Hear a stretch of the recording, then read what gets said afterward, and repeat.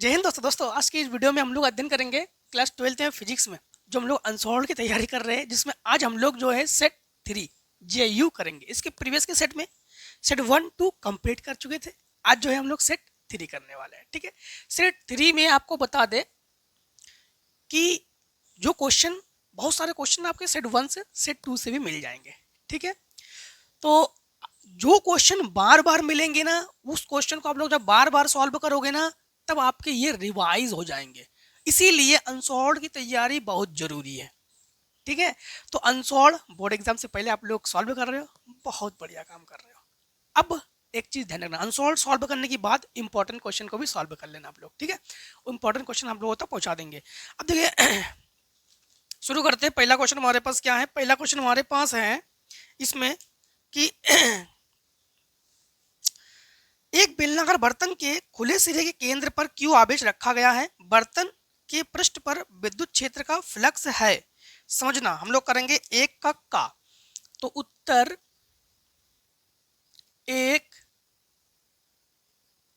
एक और का। एक का में क्या है कि एक बेलनाकार बर्तन के खुले सिरे पर, बेलनाकार बर्तन है कोई, जैसे मान लो कि ये कोई एक बेलनाकार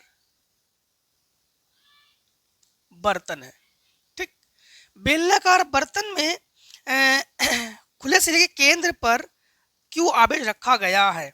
खुले सिरे के, मान लो कि ये खुला सिरा है और यहाँ पर इसके केंद्र पर यहाँ पर आवेश क्यू को रख दिया गया है। ठीक है, बर्तन के पृष्ठ पर विद्युत फ्लक्स का मान क्या होगा? हम लोग गॉस के नियम में पढ़ चुके थे, कोई बंद पृष्ठ हो, कोई भी बंद पृष्ठ हो, उसके अंदर कहीं पर भी आवेश हो, अगर आवेश बंद पृष्ठ के अंदर है तो कहीं पर भी हो, वहां पर गॉस का नियम लागू होता है। और गॉस का नियम है क्या? गॉस का नियम हमारे पास ये होता है Q/ε0।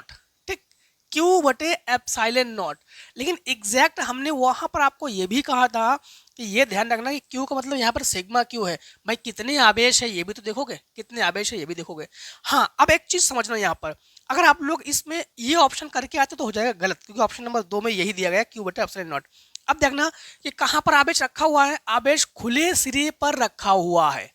आवेश कहाँ रखा हुआ है? देखो क्वेश्चन में दिया गया आवेश जो है खुले सिरे पर रखा गया है। तो खुले सिरे के होने के कारण, अच्छा गॉस का नियम है क्या? फाई ई बराबर Q/ε0, ये तो है। खुले सिरे पर होने के कारण जो फ्लक्स है ना, फ्लक्स आधी सतह से गुजरेगी। फ्लक्स किसे कहते हैं? जैसे कोई बंद पृष्ठ के अंदर आवेश हो और उससे जो क्षेत्र रेखाएं निकलती है, ठीक है, उस क्षेत्र रेखाओं की संख्या को हम लोग क्या कहते हैं? फ्लक्स कहते हैं ना। इसी क्षेत्र रेखाओं की संख्या को हम लोग क्या कहते हैं? फ्लक्स कहते हैं ना। तो पृष्ठ बंद तो है नहीं, पृष्ठ खुला हुआ है ना, तो खुले पृष्ठ होने के कारण जो फ्लक्स गुजरेगा ना, वो आधी सतह से गुजरेगा। तो हम लोग यहाँ पर क्या कर लेंगे? Q/2ε0। अब ये Q/2ε0 मतलब आधी कर दिया हम लोगों ने। ठीक है, क्लियर? अब देखो हमारे पास इसके खा नंबर में क्या है? खा नंबर में तो लिखेंगे उत्तर एक और खा। एक के खा में हमारे पास है कि पूरब दिशा में प्रेक्षित एक इलेक्ट्रॉन चुंबकीय क्षेत्र द्वारा उत्तर दिशा की ओर विक्षेपित हो जाता है। चुंबकीय क्षेत्र की दिशा हो सकती है दो। सबसे पहले दिशा देख लो। दिशा हमारे पास 4 दिशाएं इस प्रकार से हैं। पूरब, अपोजिट में है पश्चिम, ठीक, ये उत्तर, अपोजिट में है दक्षिण। पूरब, पश्चिम, उत्तर, दक्षिण। ठीक, हाँ, अब ये हमारे पास 4 दिशाएं हैं। अब इन्होंने कहा है कि पूरब दिशा में प्रेक्षित इलेक्ट्रॉन चुंबकीय क्षेत्र द्वारा उत्तर दिशा की ओर विक्षेपित हो जाता है। उत्तर दिशा की ओर। अब इधर से इलेक्ट्रॉन जो है, इसकी दिशा थी इधर, अब ये घूम के गया इधर, तो मतलब यूं यूं इलेक्ट्रॉन की दिशा हो गई अब। ठीक, यूं। ठीक है, उत्तर दिशा की ओर विक्षेपित हो जाता है। चुंबकीय क्षेत्र की दिशा हो सकती है नंबर 1 पश्चिम की ओर, नंबर 2 दक्षिण की ओर, नंबर 3 तल के लंबवत ऊपर की ओर और तल के लंबवत नीचे की ओर। साफ साफ इसमें देख रहा है कि इलेक्ट्रॉन जो है ये है, तो भाई यूं जा रहा है, तो ये तो तल के लंबवत और कहां पर है? ऊपर की ओर। सिंपल सी बात है, तल के लंबवत ऊपर की ओर। तो हम लोग इसमें जो है ऑप्शन नंबर 3 ही सही कर लेंगे, ठीक है, तल के लंबवत ऑप्शन। हाँ, तो ऑप्शन नंबर 3 में है तल के लंबवत ऊपर की ओर। क्लियर, समझ गए ना आप लोग? अब इसे मत देखना कि सर आप तो ये तो आप 45 कोड में बनाए हो, नहीं, हमने इसको दिखाया है। बाकी ये यहां से ऊपर की ओर गया इलेक्ट्रॉन, इलेक्ट्रॉन जो यहां से ऊपर की ओर गया है, ठीक है। समझना फिर से क्वेश्चन नंबर गा को। एक समतल विद्युत चुंबकीय तरंगों के पथ में एक मुक्त इलेक्ट्रॉन रखा है, इलेक्ट्रॉन की गति प्रारंभ करेगा।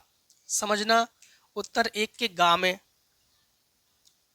उत्तर 1 और गा, 1 और गा। 1 के गा में समतल विद्युत चुंबकीय तरंगों के पथ में, समतल विद्युत चुंबकीय तरंगों के पथ में, तो विद्युत चुंबकीय तरंगे है उसके पथ में, विद्युत चुंबकीय तरंगे ऐसे हैं,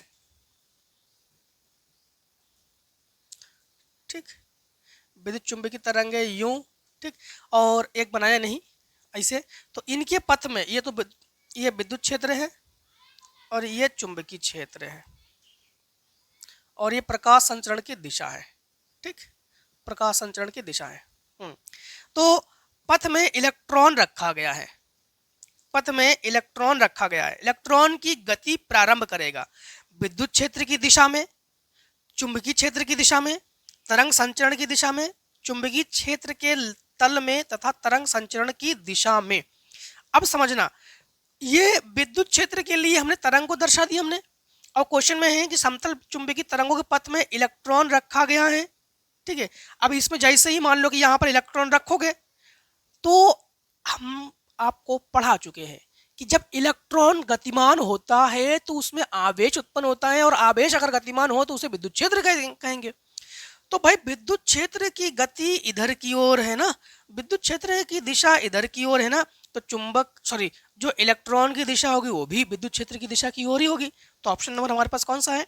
विद्युत क्षेत्र की दिशा में पहला ऑप्शन, विद्युत क्षेत्र की दिशा में पहला ऑप्शन। तो पहला ऑप्शन हम लोग कर लेंगे, विद्युत क्षेत्र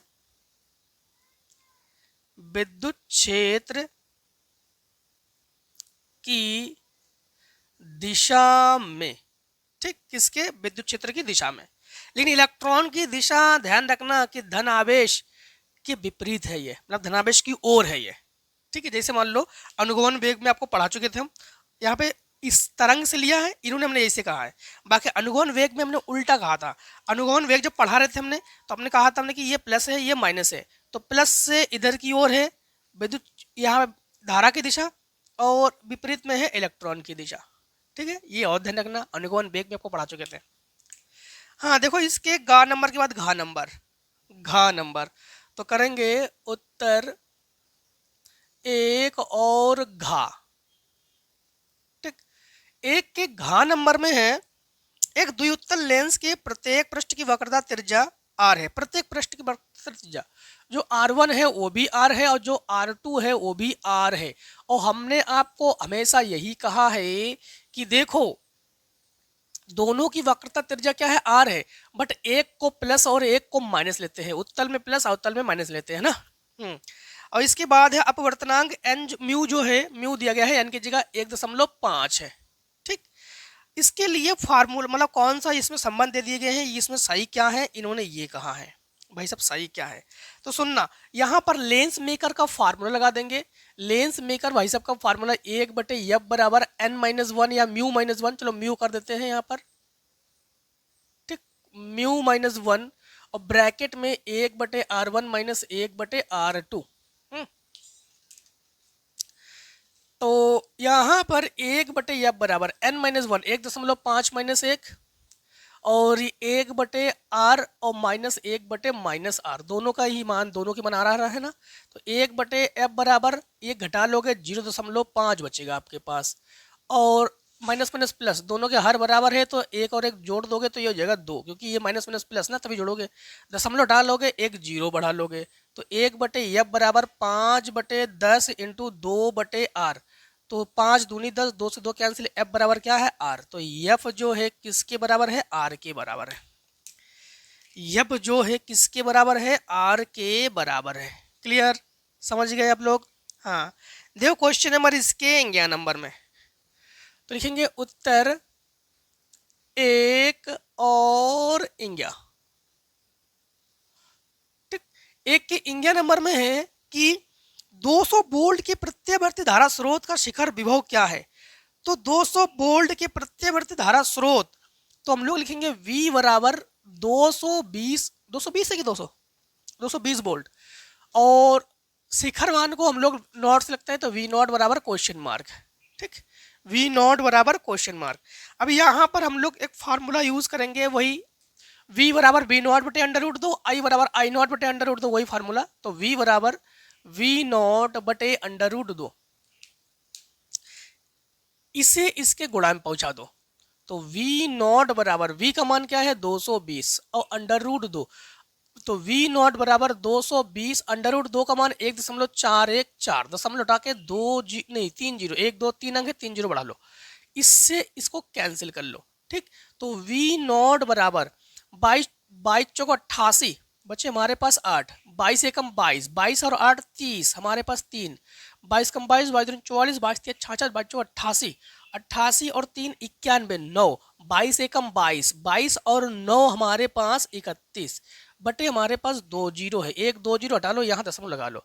तो V नॉट बराबर 311.08 वोल्ट। क्या ऑप्शन में है?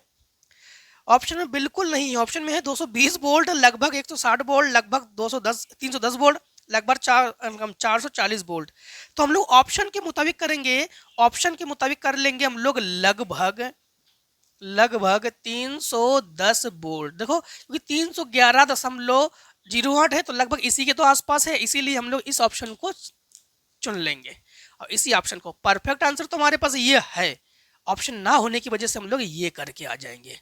अब ये मत कह देना सर ऑप्शन ही तो नहीं है इसमें, ठीक है। तो आपने कहा था कि सर अगर ऑप्शन मैच ना हो तो कोई भी एक ऑप्शन करके आना, तो वो उसके नंबर दे दिए जाएंगे। बिल्कुल हमने ये कहा था, लेकिन आपको यहाँ पर इन्होंने लगभग लगा दिया है, इसीलिए हम लोग इसी को ही चुनेंगे।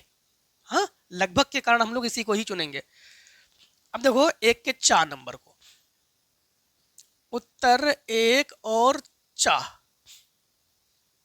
उत्तर 1 के 4 में हमारे पास इन्होंने ये कहा है शुद्ध अर्धचालक को अपमिश्रित मिलाने करने पर उसकी चालकता। देखो कोई भी शुद्ध अर्धचालक हो, चाहे जर्मेनियम हो चाहे सिलिकॉन हो, उसमें अगर हम लोग अपद्रव मिला देते हैं, कुछ भी मिला देते हैं, अपद्रव मिला दो तो उसकी चालकता बढ़ती है।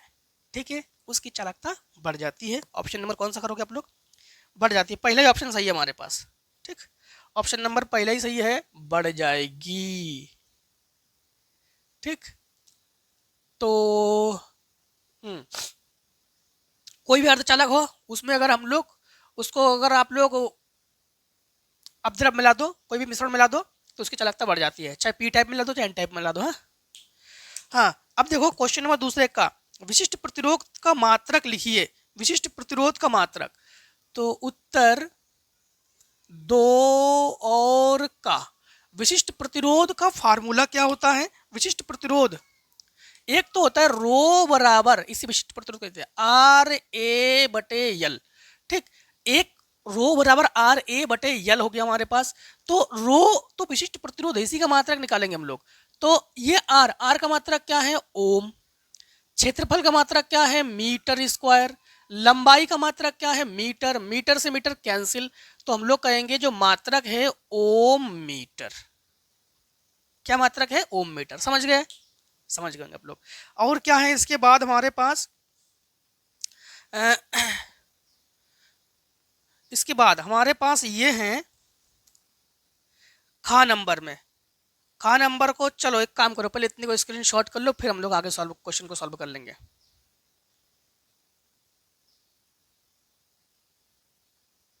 चलिए अब क्वेश्चन नंबर हम लोग करते हैं इसके खा को। तो दूसरे खा नंबर को देखो करेंगे उत्तर 2 और खा।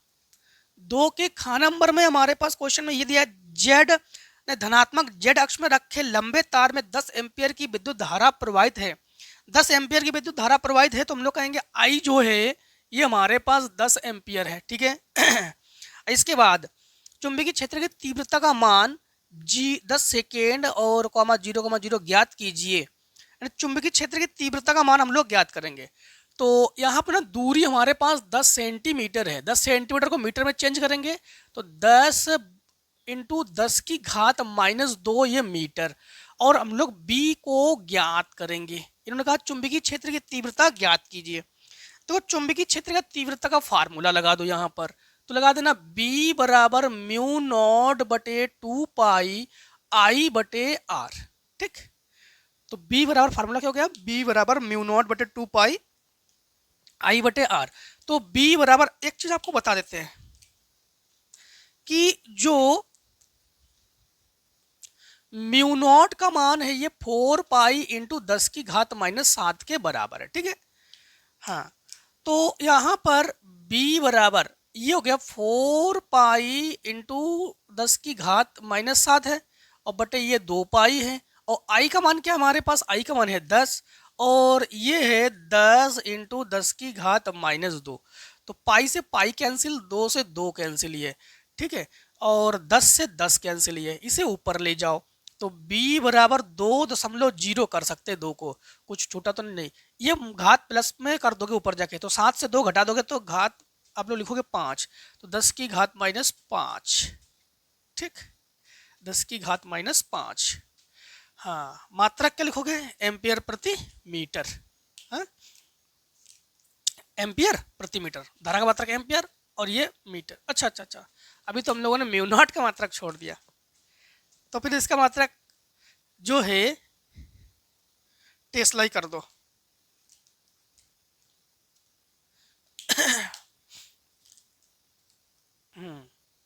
अब देखो क्वेश्चन नंबर आप लोग गा नंबर को, तो उत्तर 2 और उसके गा को।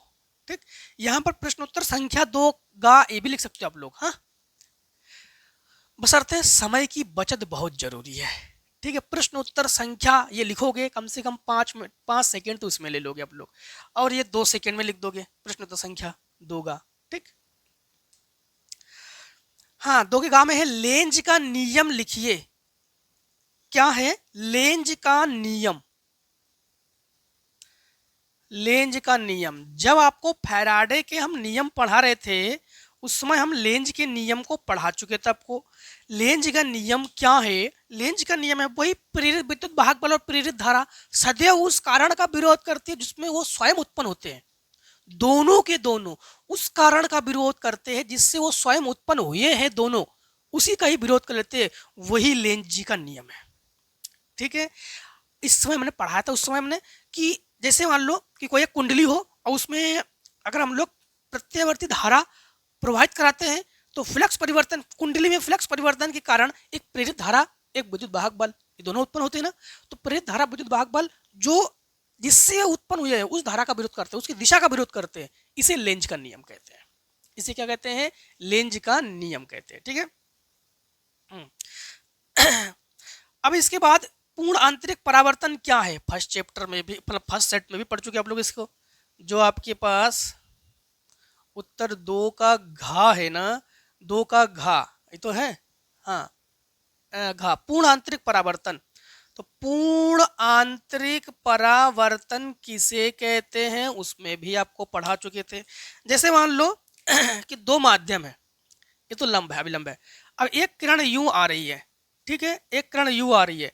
अब क्रांतिक कोण का मान जो है हम लोग 90 अंश से बढ़ा देंगे, 90 अंश से बढ़ा देंगे। अगर नहीं बढ़ाते हैं तो ये किरण यूं आएगी, ये किरण जो है यूं जाएगी। ठीक, सीधी है क्या, चलो अभिलंब की ओर झुका देते हैं इसे, यूं आएगी। ठीक है, किरण। और अगर हम लोग क्रांतिक कोण का मान 90 अंश से बढ़ा देते हैं तो ये किरण जो है यूं परावर्तित हो जाएगी।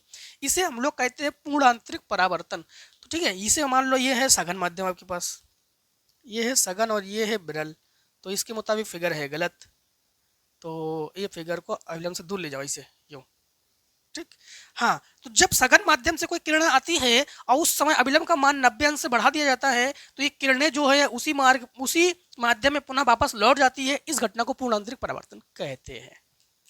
चलिए 4 नंबर को देखो। 4 नंबर में हमारे पास क्या है, उत्तर 4, 2 और उसके 4 नंबर को करो। 2 के 4 नंबर में है कि फोटोन की ऊर्जा का व्यंजक प्लांग नियतांक h एवं तरंग दैर्ध्य लेमडा के पदों में लिखिए।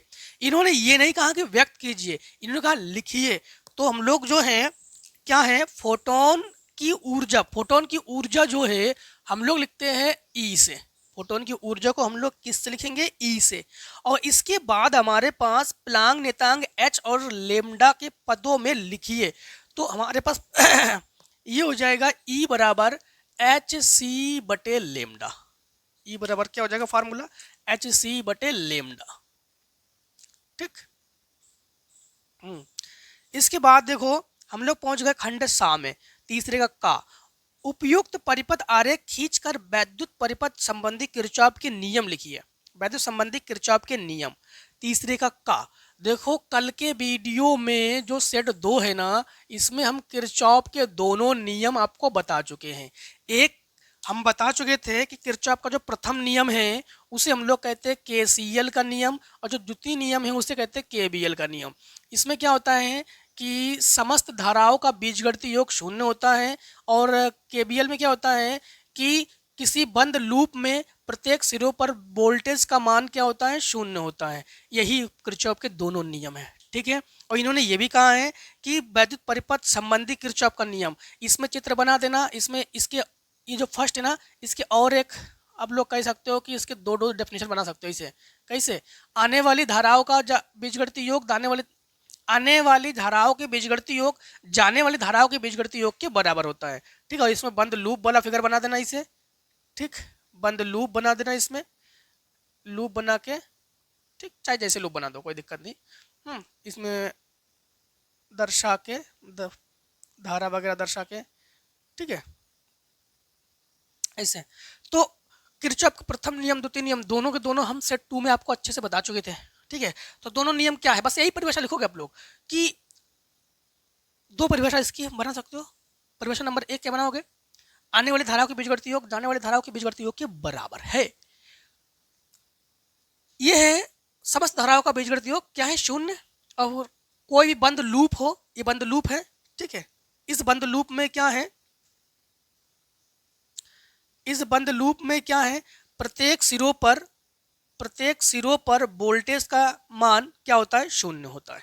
ठीक है। प्रत्येक सिरों पर वोल्टेज का मान क्या हो जाएगा, शून्य हो जाएगा। अब देखो आप लोग तीसरे के खा नंबर को लिखेंगे, उत्तर 3 और खा, उत्तर 3 और खा। तीसरे के खा नंबर में हमारे पास है कि किसी प्रिज्म के लिए आई डेल्टा वक्र खींचिए। आई से डेल्टा वक्र खींचेंगे हम लोग। ठीक, तो आई डेल्टा वक्र खींचिए, इन्होंने ये कहा है। ठीक, और वक्र में न्यूनतम विचलन कोण को दर्शाइए। वक्र में न्यूनतम कोण को दर्शाइए। अब हम लोग क्या खींचेंगे, आई और डेल्टा के वक्र खींचेंगे। तो ये हमने दर्शा दिया डेल्टा के लिए, ये हम लोगों ने खींचा आई के लिए। ठीक, ये हम लोग खींच रहे किसके लिए, आई के लिए। हाँ हाँ।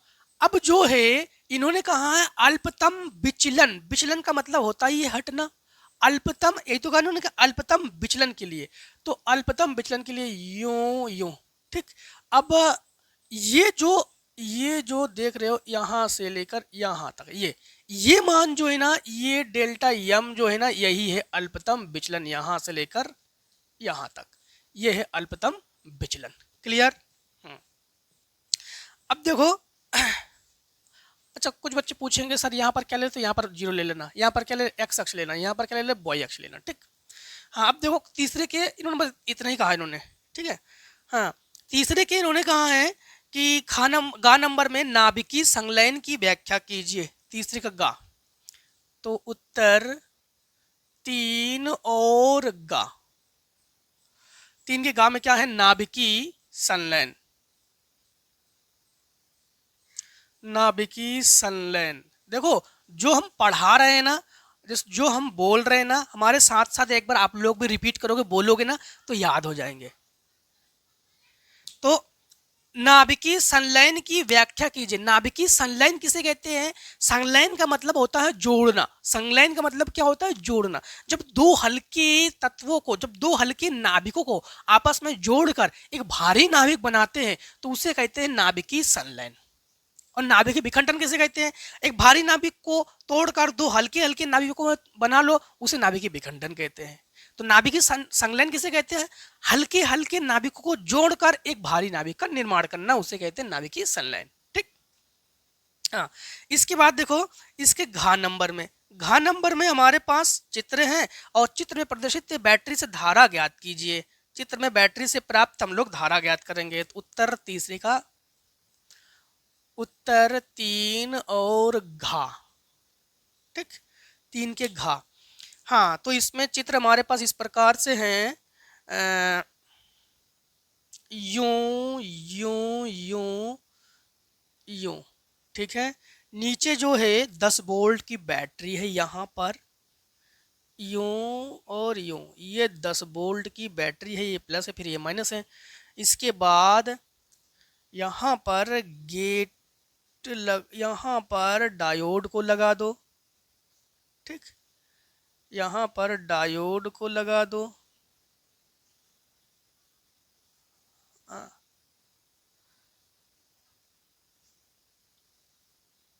हाँ, अब यहाँ पर कौन कौन डायोड है?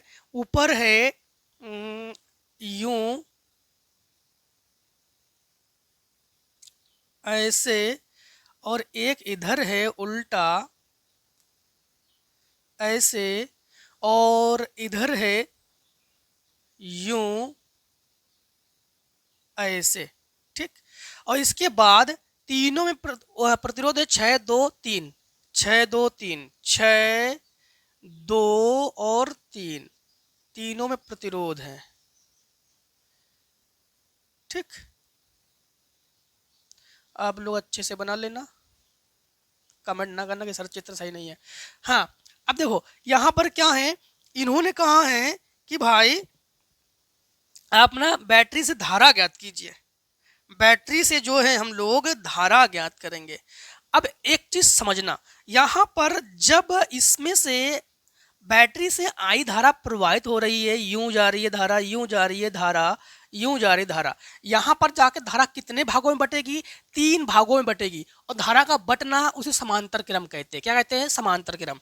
लेकिन जो धारा इसमें से जाएगी, तो ये प्लस सिरा है और ये माइनस सिरा है, डायोड का माइनस सिरा है, तो ये हो जाएगा उत्क्रम अभिनत। ये क्या हो जाएगा? उत्क्रम अभिनत। इसमें धारा प्रवाहित नहीं होगी, नगण्य धारा प्रवाहित होगी, तो इसको छोड़ दो, इस वाले डायोड को हम लोग छोड़ देंगे, इसे और इसे लेंगे। तो ये 6 ओम और 3 ओम, ये दोनों के दोनों जो है हमारे पास क्या है? अग्र अभिनत। और दोनों दोनों किस क्रम में है? समांतर क्रम में है। तो इन्हीं दोनों को समांतर क्रम में जोड़ के पहले आर निकाल लो।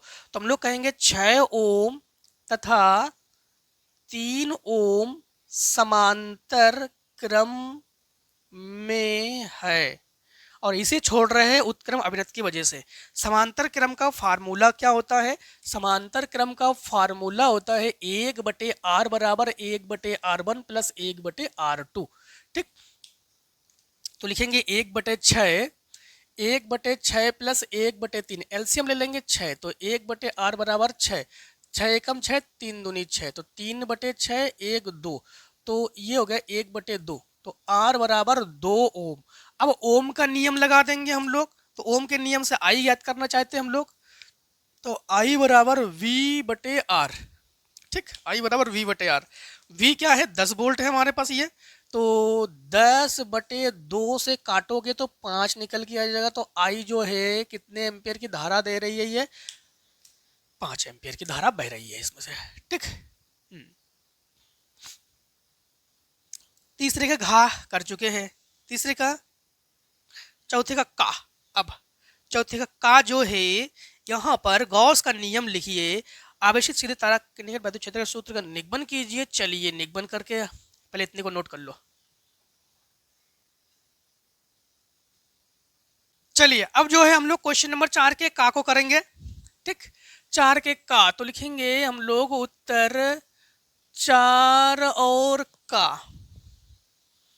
ठीक है, 4 के का नंबर में है 4 के का नंबर में गॉस का नियम लिखिए। गॉस का नियम क्या है? कोई बंद वक्र हो, कोई बंद पृष्ठ हो, कोई बंद पृष्ठ हो, उसके अंदर आवेश कहीं पर भी हो, उससे आप बंद वक्र से यानी बंद पृष्ठ से होकर गुजरने वाली वैद्युत क्षेत्र रेखाओं की संख्या को फ्लक्स कहते हैं। और फ्लक्स जो है आवेश Q का 1/ε0 गुना होता है, उसे गॉस का नियम कहते हैं। ठीक है, तो गॉस के नियम में कोई बंद पृष्ठ हो, किसी बंद पृष्ठ से होकर गुजरने वाले वैद्युत फ्लक्स को हम लोग क्या कहते हैं? गॉस का नियम कहते हैं। या ऐसे कह सकते हो, कोई बंद पृष्ठ हो, फार्मूला क्या होता है? फार्मूला होता है फ्लक्स फाई ई बराबर Q/ε0। कोई बंद पृष्ठ में यानी फ्लक्स जो है आवेश Q का 1/ε0 गुना होता है, उसे गॉस का नियम कहते हैं ना। अब एक इसी में इन्होंने कहा है कि एक समान आवेशित सीधे तार के निकट वैद्युत क्षेत्र का सूत्र का निगमन कीजिए। एक समान आवेशित, तो हम लोग कहेंगे कि एक समान आवेशित सीधे तार के कारण वैद्युत क्षेत्र, ये हम लोग ज्ञात करेंगे।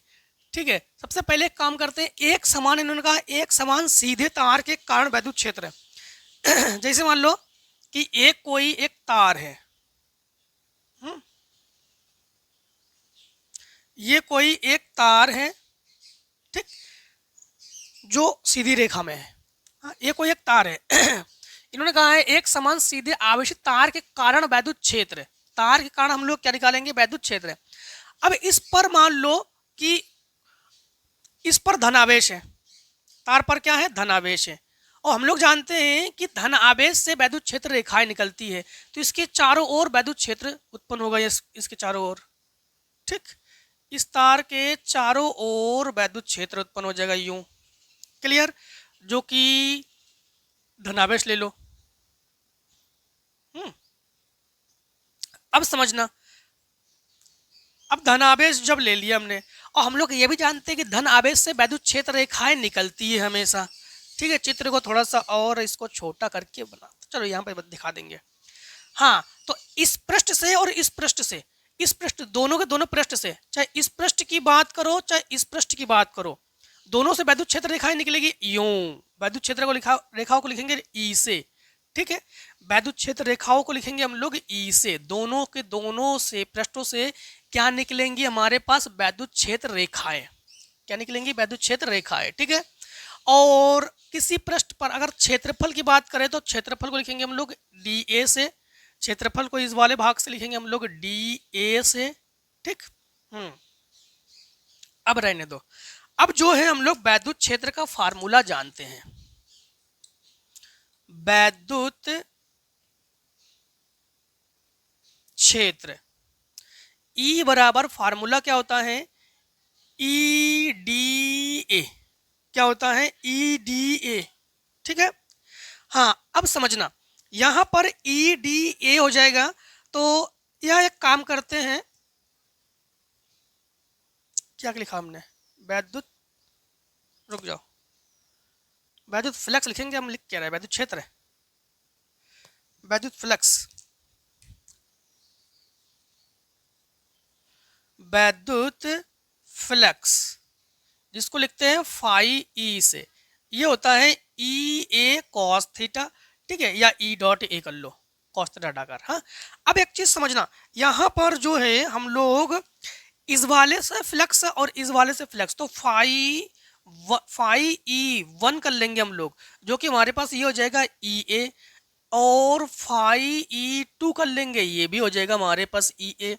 अब हम लोग कुल फ्लक्स जब निकालेंगे तो फाई बराबर कर लेंगे, फाई ई बराबर कर लेंगे phi E 1 plus phi E 2, दोनों को हम लोग जोड़ लेंगे, तो फाई ई बराबर ई ए प्लस ई ए, दोनों को जोड़ लो तो फाई ई बराबर 2 ई ए। चाहे समाकलन विधि से निकालो चाहे इस विधि से निकालो, कोई दिक्कत नहीं। ठीक है, 2 ई ए। अब हम लोग गॉस का नियम का प्रयोग यहाँ पर करेंगे, तो गॉस नियम से, ठीक, तो गॉस नियम में हम लोग क्या करेंगे? फाई ई किसके बराबर है? Q/ε0 के, तो Q/ε0 बराबर 2 ई ए। ठीक, क्या है हमारे पास 2E है, हम लोग निकालेंगे वैद्युत क्षेत्र है, तो 2A को बटे में पहुंचा दो, तो E बराबर Q बटे 2 ε0 A। चाहो तो आप लोग इस आंसर को भी रख सकते हो, लेकिन अगर Q बटे A को हटाना चाहो तो हटा भी सकते हो। मान लो कि आप इसे रखना चाहते हो तो इसी को रख लो। ठीक, वैसे हम इस पे हटा देंगे इसको। अब यहाँ पर हम लोग सिग्मा प्रयोग करेंगे।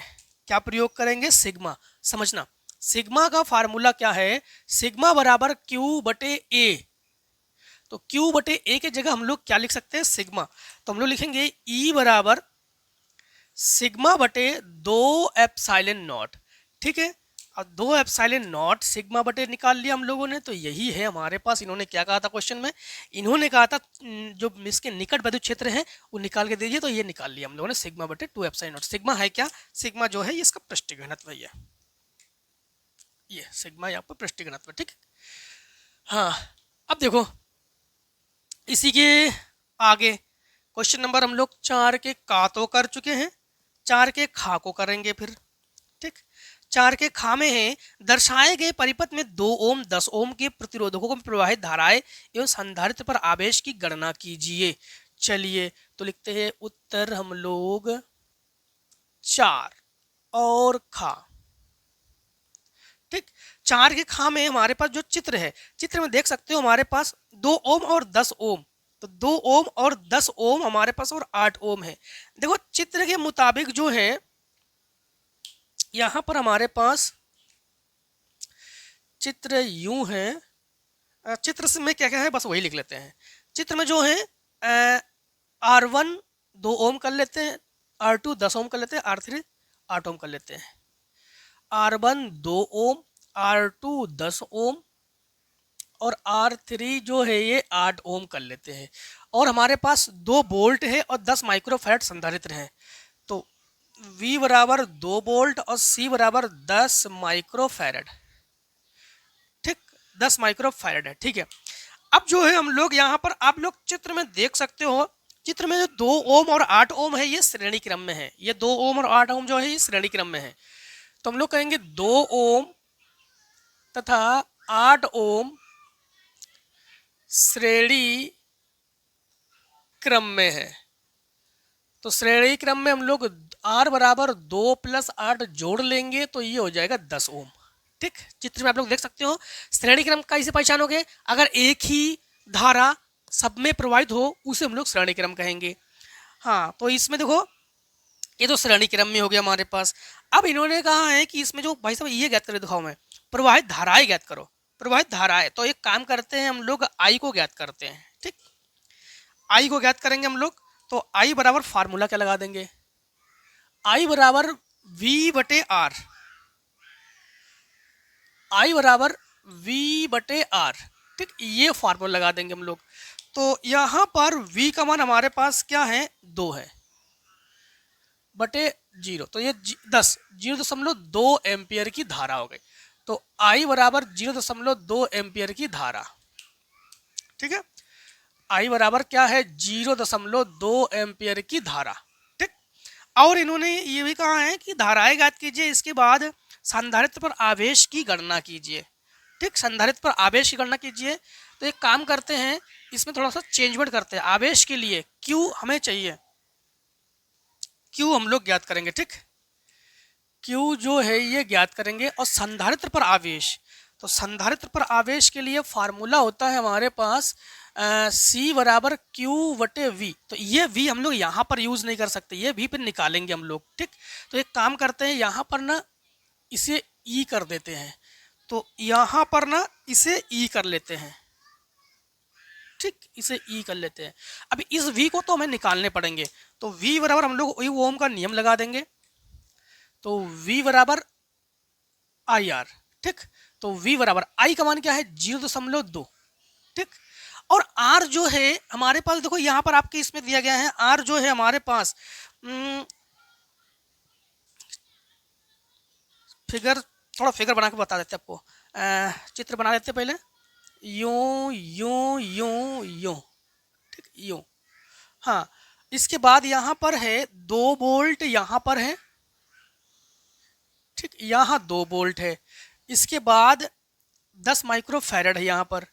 यहाँ पर 10 माइक्रोफैरड है, ठीक। हाँ, इसके बाद 8 ओम नीचे है, 8 ओम नीचे हैं, फिर है 10 ओम 2 ओम, यहाँ पर 10 ओम और यहाँ पर 2 ओम, ठीक। हाँ, अब देखो यहाँ पर हम लोग यहाँ प्लस है यहाँ माइनस है, यहाँ से यू धारा आएगी ना, जो धारा इसमें जाएगी वही धारा इसमें जाएगी, इसीलिए हम लोगों ने यहाँ पर दोनों को श्रेणी क्रम में जोड़ दिया था, ठीक है। अब हमारे पास ये हमने आई निकाल लिया था, ठीक है।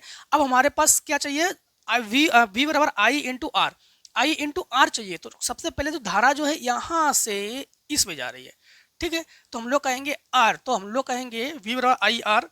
तो फिर से एक बार इन्होंने कहा संधारित्र ना, तो संधारित्र जो है ना इससे तो कनेक्ट है ना, संधारित्र इससे कनेक्ट है, तो इसी को ले लेते हैं, तो ये हो जाएगा 8, तो ये हो जाएगा 1.6 वोल्ट।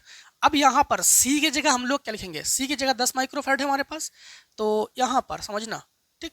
तो 10 इंटू 10 की घात -6 माइक्रोफैरड को डालेंगे और Q का मान हम लोग निकालेंगे, और ये हमारे पास है 1.6, इसे गुणा में पहुंचा दो, तो Q बराबर ये घटा लोगे 1.6 इंटू 10 की घात 5 कूलाम।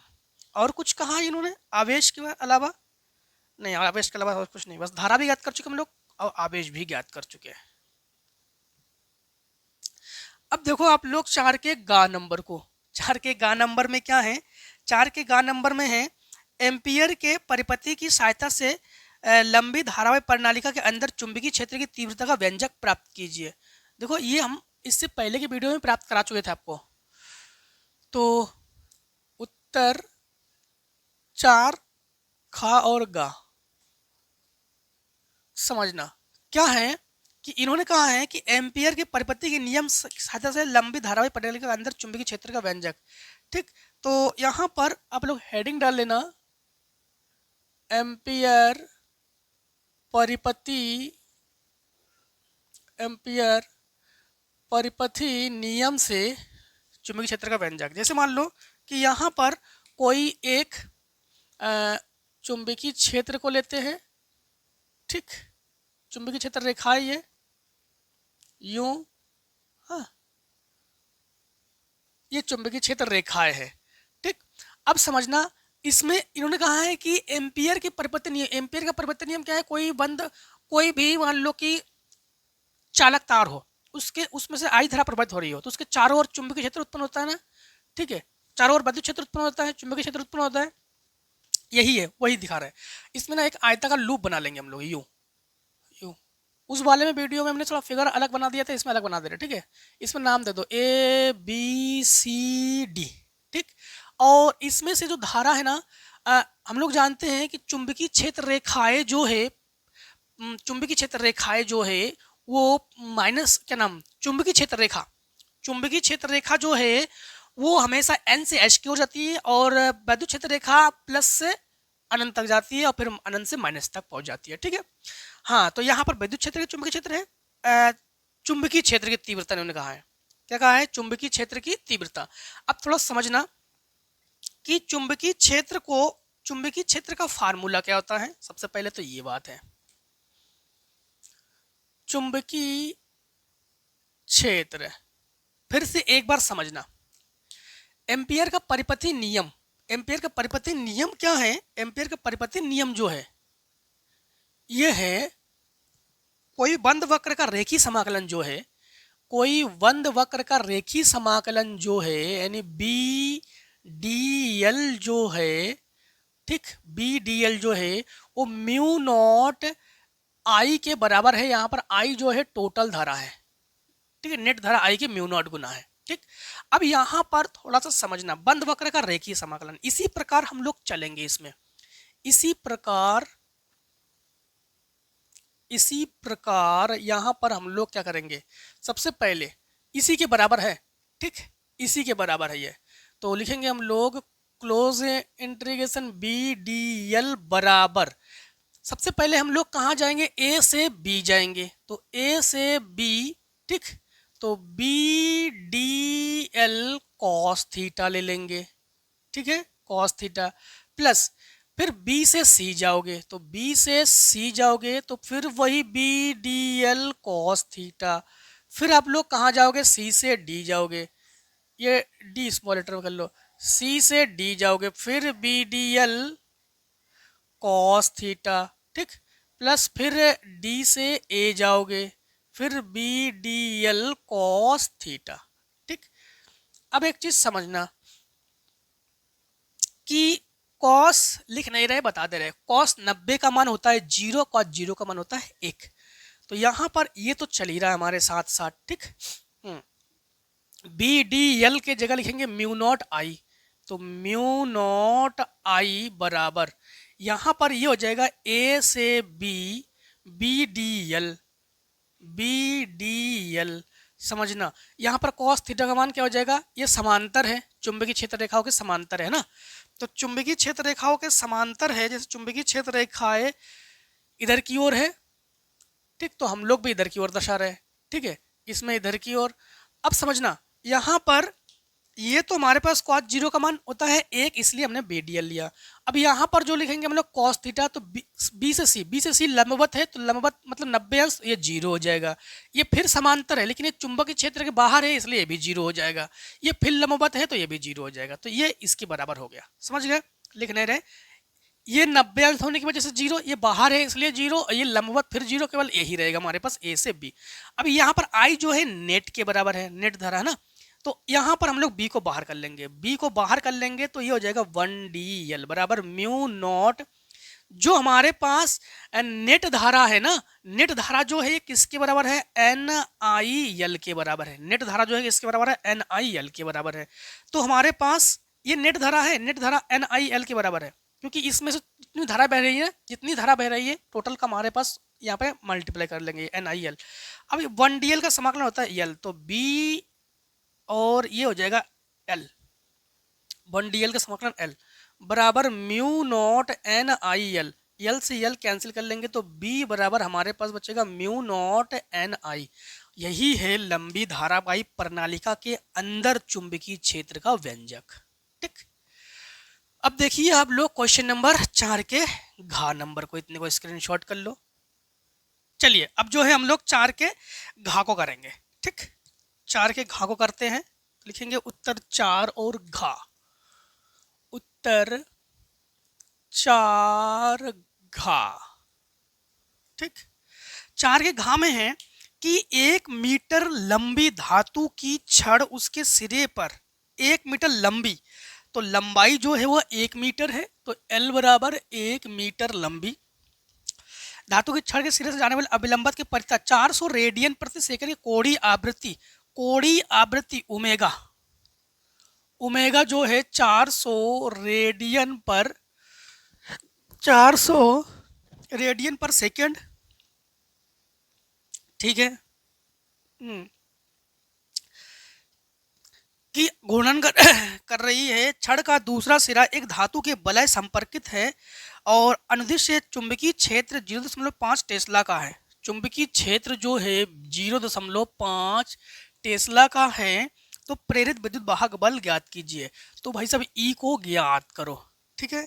तो ई भाई साहब को जब हम लोग ज्ञात करेंगे तो ई क्या है, प्रेरित विद्युत वाहक बल है, ठीक है। और ई बराबर फार्मूला क्या होता है हमारे पास कि 1/2 बी ओमेगा एल स्क्वायर, ठीक। तो ई बराबर 1/2, बी का मान है 0.5 और ओमेगा का मान है 400 और एल का मान है 1 का वर्ग, दशमलव हटा लो, 1 0 बढ़ा लो, ठीक। 1 0 से 1 0 ये कैंसिल, ये 20 और 20 पंच 100, 100 एकम 100, तो ई बराबर 100 वोल्ट, ठीक। ई बराबर 100 वोल्ट। अब देखो 4 के घा के बाद 4 का इंग्या है, हाँ इंग्या है, तो लिखेंगे हम लोग उत्तर 4 और इंग्या। 4 के इंग्या नंबर में है लेंस मेकर का सूत्र, लेंस मेकर का सूत्र जो है ये प्राप्त कीजिए, पतले लेंस मेकर का सूत्र प्राप्त कीजिए।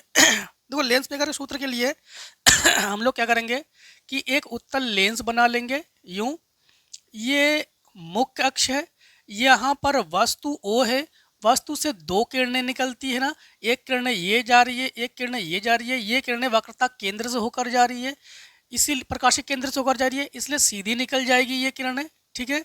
और यहाँ बना प्रतिबिंब जो कि आई डैश है, और इसी को अगर आप लोग थोड़ी देर के लिए दोबारा फिर इसको आपतित कराओ तो इसका एक फाइनल प्रतिबिंब बन जाएगा हमारे पास, जो कि आई बनेगा हमारे पास, ठीक।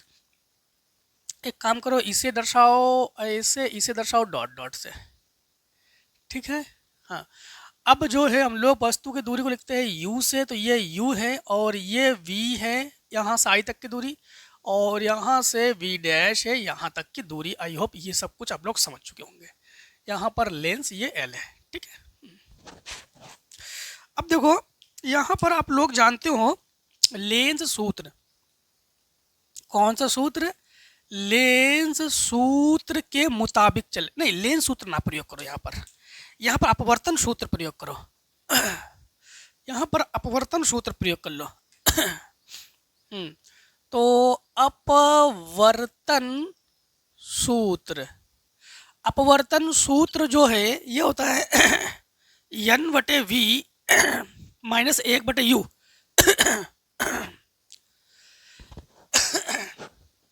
n बटे b माइनस 1 बटे u बराबर n माइनस 1 बटे r। ये है पतले लेंस के लिए अपवर्तन का सूत्र।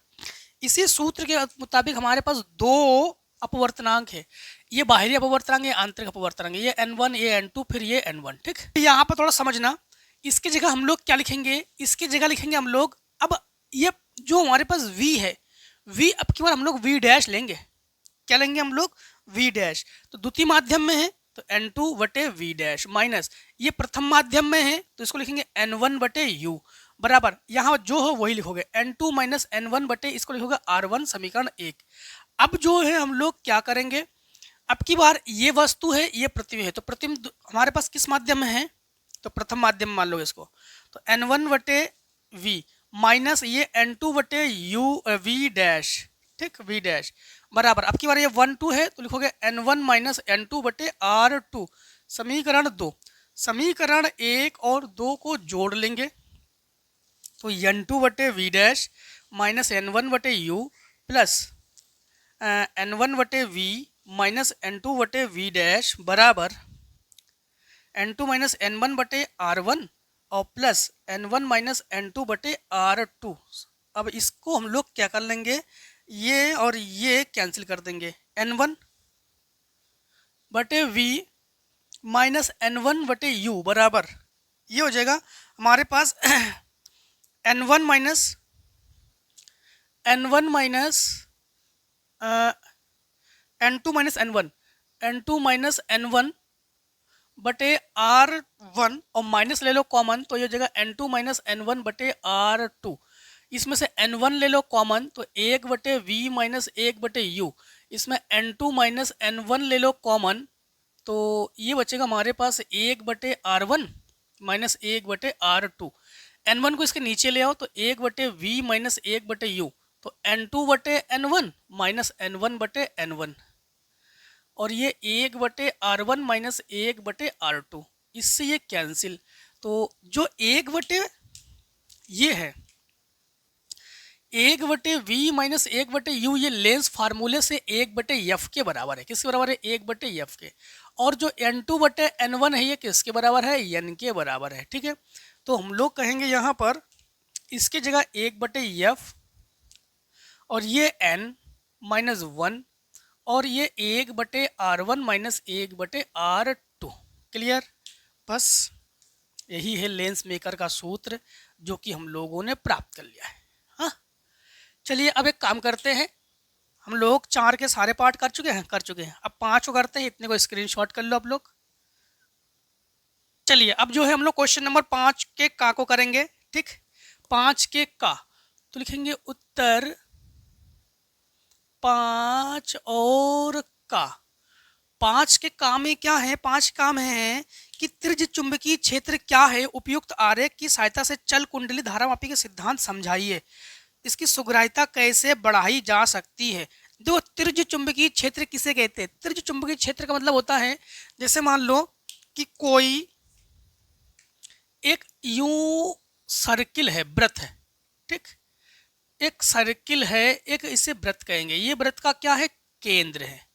इसमें से जो चुंबकीय क्षेत्र रेखाएं हैं वो त्रिज्या की दिशा से बाहर की ओर निकलती है, त्रिज्या की दिशा से। जैसे मान लो कि ये वृत्त की त्रिज्या है, तो चुंबकीय क्षेत्र रेखा यूं यूं यूं, तो चुंबकीय क्षेत्र रेखाएं हैं वो त्रिज्या की दिशा से, केंद्र से होकर, और एक चीज ध्यान रखना, चुंबकीय क्षेत्र रेखाएं केंद्र से होकर त्रिज्या की दिशा से बाहर निकलती है, इसे कहते हैं त्रिज्य चुंबकीय क्षेत्र। जैसे हम लोग एग्जाम्पल के तौर में साइकिल की जो तीलियां है ना, रिम की जो तीलियां है, वो सेम ऐसे ही होती है। तो जो कोई भी सर्किल हो, कोई वृत्त हो, उसके केंद्र से, केंद्रीय बिंदु से अगर चुंबकीय क्षेत्र रेखा है त्रिज्या की दिशा से बाहर निकलती है तो उसे त्रिज्य चुंबकीय क्षेत्र कहते हैं। इसकी धारा सुग्राह्यता कैसे बढ़ाओगे? अरे धारा सुग्राह्यता बढ़ाने के लिए फार्मूला आपको आना चाहिए, ठीक। तो फार्मूला धारा सुग्राह्यता, हाँ, धारा सुग्राह्यता मतलब का फार्मूला होता है फाई बटे आई बराबर एन बी ए बटे, एन क्या है, फेरों की संख्या, बी क्या है, चुंबकीय क्षेत्र, ए क्या है, क्षेत्रफल, बटे के, ठीक। तो एन तो जानते हो, फेरों की संख्या, के क्या है, के जो है इसमें जो ऐंठन उत्पन्न होगा ना, ऐंठन, तो वही ऐंठन है, तो हम लोग कहेंगे ऐंठन नियतांक है ये, के क्या है, ऐंठन नियतांक। अब ये धारा सुग्राह्यता है, धारा सुग्राह्यता फाई आई बटे एन बी ए बटे के, इसको कैसे बढ़ा सकते हैं, ये तो कानून है, धारा सुग्राह्यता को कैसे बढ़ाई जा सकती है। तो धारा सुग्राह्यता को कैसे बढ़ा सकते हैं, फेरों की, एन का मतलब क्या है, फेरों की संख्या, एन का मतलब क्या है, फेरों की संख्या। अब फेरों की संख्या हम लोग क्या कर देंगे, ये धारा सुग्राह्यता है, इसके बराबर है, बराबर का मतलब है इसमें जो कुछ करोगे वही इसमें होगा, और इसमें जो करोगे इसमें उल्टा होगा। तो फेरों की संख्या बढ़ाकर, फेरों की संख्या क्या करके बढ़ाकर, बी क्या है, चुंबकीय क्षेत्र, तो चुंबकीय क्षेत्र को भी क्या करके हम लोग बढ़ा सकते हैं, बढ़ाकर। और इसके बाद क्षेत्रफल, क्षेत्रफल भी हम लोग क्या कर देंगे, बढ़ा देंगे, क्षेत्रफल भी क्या करके, बढ़ाकर। किंतु जो ऐंठन नियतांक है ये घटाकर। तो मतलब हम लोग क्या करेंगे, हम लोग धारा सुग्राह्यता बढ़ाने के लिए, धारा सुग्राह्यता बढ़ाने के लिए हम लोग क्या करेंगे, फेरों की संख्या बढ़ा देंगे, चुंबकीय क्षेत्र बढ़ा देंगे, क्षेत्रफल बढ़ा देंगे, किंतु ऐंठन नियतांक है इसे घटा देंगे। तो ऐंठन नियतांक को घटाकर हम लोग धारा सुग्राह्यता बढ़ा सकते हैं, फेरों की संख्या बढ़ाकर धारा सुग्राह्यता बढ़ा सकते हैं, चुंबकीय क्षेत्र बढ़ाकर धारा की संख्या, धारा सुग्राह्यता बढ़ा सकते हैं, और क्षेत्रफल बढ़ाकर धारा सुग्राह्यता बढ़ा सकते हैं, ठीक। इसके आगे क्वेश्चन में है, खा नंबर में है, 5 के खा, तो लिखेंगे उत्तर 5 और खा, ठीक। 5 के खा में है हमारे पास कि प्रत्यवर्ती धारा का शिखर मान 14.14 एम्पियर है, शिखर मान मतलब आई नॉट, तो आई नॉट बराबर 14.14 एम्पियर है शिखर मान, ठीक है। इसके बाद है आवृत्ति 50 हर्ट्ज है, आवृत्ति यफ, यफ का मतलब ये है 50 हर्ट्ज है, ठीक है। और इसमें इसके दो चक्रों को धारा समय ग्राफ दर्शाइए। अच्छा, 2 चक्रों के लिए धारा समय ग्राफ, कितने चक्रों के लिए, 2 चक्रों के लिए धारा समय ग्राफ दर्शाइए।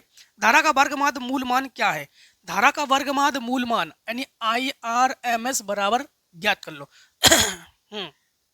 इसके बाद इसके शून्य से शिखर का मान प्राप्त करने में कितना समय लगेगा, कितना समय लगेगा भाई साहब, टी भी इसको ज्ञात करके दे दो। सबसे पहली बात तो है 2 चक्र के लिए हम लोग बनाएंगे, तो 2 चक्र के लिए यहां पर हम लोग प्रत्यावर्ती धारा को दिखाएंगे यूं यूं, ठीक। हाँ, अब यहां पर इन्होंने कहा सुनना, 2 चक्र नहीं, 2 चक्र, हाँ, इसके 2 चक्रों को धारा समय ग्राफ में दर्शाइए। दो चक्रों में धारा समाएगी आप। तो यहाँ पर तो ये हमारे पास हो गया है 0। यहाँ पर क्या है, यहाँ पर क्या है, वो बात की बात है। सबसे पहले हम लोग आवर्तकाल निकाल लो। टी बराबर फार्मूला क्या लगाओगे, 1/f। ठीक, एफ हमारे पास है तो यहाँ पर लिखेंगे हम लोग 1/50 अर्थात 0.02 सेकेंड। ठीक, हाँ। तो यहाँ पर जो हम लोग समय दर्शाएंगे ना, समय दर्शाएंगे तो यहाँ से ये 0 ठीक, हम लोग कहाँ तक जाएंगे, हमें लगता कल हमें इसकी पहले की वीडियो में ये बता भी चुकी है आपको। ये तो हमारे पास I0 के लिए शिखर मान है। ठीक, हाँ, ये भी हमारे पास I0 के लिए ही है, ये उधर ऊपर के लिए, नीचे के लिए। अब समय दर्शाएंगे हम लोग, क्या दर्शाएंगे, समय। तो समय को समझना, सबसे पहली बात तो है ग्राफ को थोड़ा और बनाते हैं मजेदार। समझना, इन्होंने कहा है 2 चक्रों के लिए यूं यूं यूं यूं। ठीक, अब समझना हम लोग कहां से कहां तक जाएंगे, 0.02 तक जाएंगे। ठीक, कहां तक जाएंगे, 0.02 तक। तो एक चक्र में यहां तक पहुंच जाएंगे हम लोग 0.02। ये तो आप लोग पता है कि ये I0 है, सॉरी ये 1। ठीक, ये क्या है, 1 है। हम लोग जाएंगे कहां तक, 0.02 सेकेंड तक। तो अब यहां तक हम लोग पहुंच चुके हैं, यहां तक 0.01 सेकेंड में। फिर हम लोग यहां तक जो पहुंचेंगे 0.02 सेकेंड में पहुंचेंगे। और इन्होंने कुछ कहा है क्या इसमें? नहीं, इसमें और कुछ नहीं करने हमें। ठीक, तो जो हम लोग ये 2 चक्कर में पहुंच रहे हैं 0.02 सेकेंड में।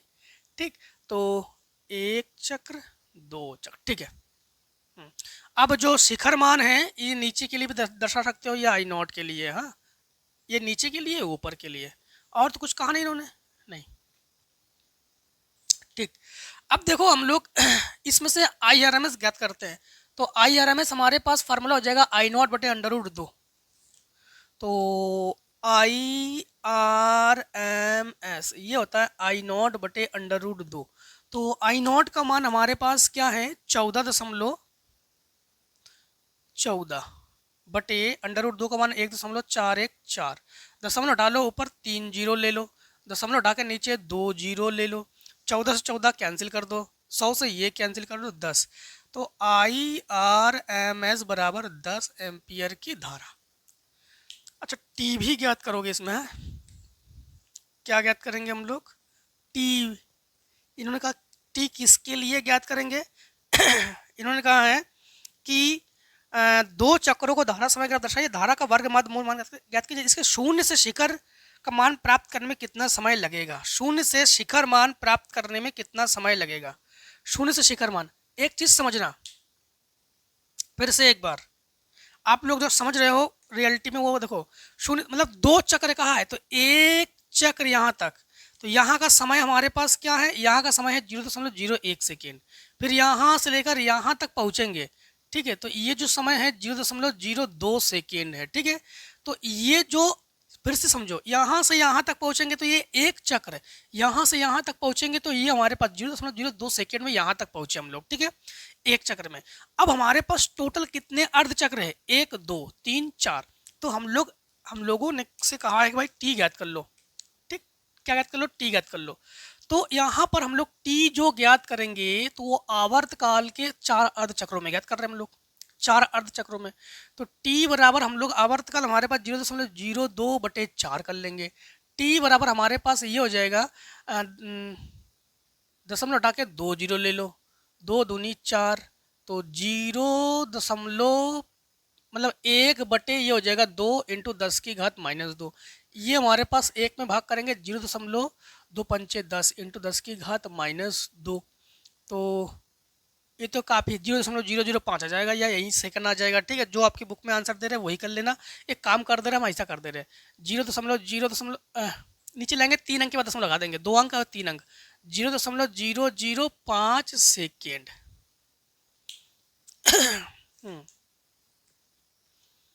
0.005 चलो अब देखो हमारे पास क्वेश्चन नंबर 5 में के खा के बाद 5 में का गा, 5 में के गा नंबर को करते हैं। ठीक, 5 में के गा नंबर में है उत्तर 5 और गा। 5 में के गा नंबर में है एक समतल विद्युत चुंबकीय तरंग वैद्युत क्षेत्र की दिशा में आयाम ई नॉट बराबर 150 न्यूटन प्रति कूलाम है। ई नॉट बराबर 150 न्यूटन प्रति कूलाम है। इसके बाद वी न्यू बराबर 50 मेगा हर्ट्ज है।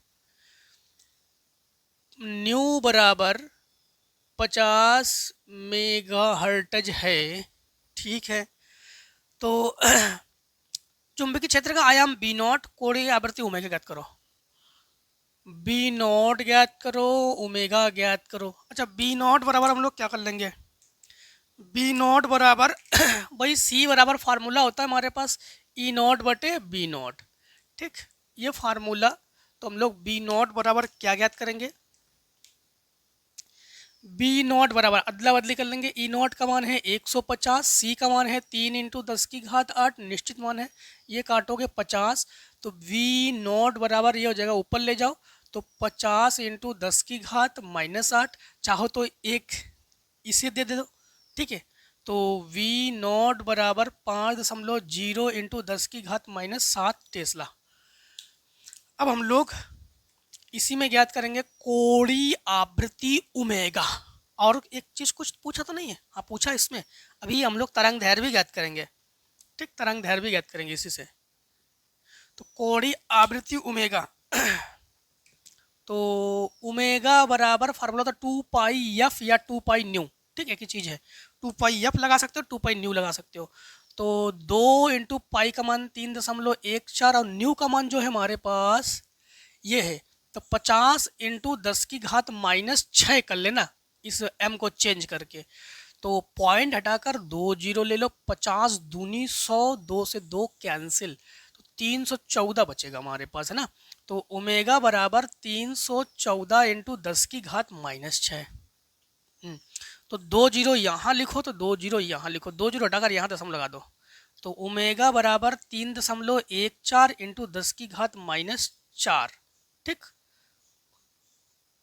ओमेगा रेडियन पर सेकेंड। रेडियन पर सेकेंड। अब देखो इसी में लेमडा भी पूछा इन्होंने। ठीक है, इसी में इन्होंने पूछा है कि लेमडा, तो लेमडा बराबर जो है हम लोग इन्होंने कहा किसके लिए, कोणीय आवृत्ति ओमेगा ज्ञात करो, तरंग दैर्घ्य लेमडा ज्ञात करो। तो एक काम करते हैं, लेमडा बराबर ये फार्मूला लगा देना, लेमडा बराबर सी बटे न्यू।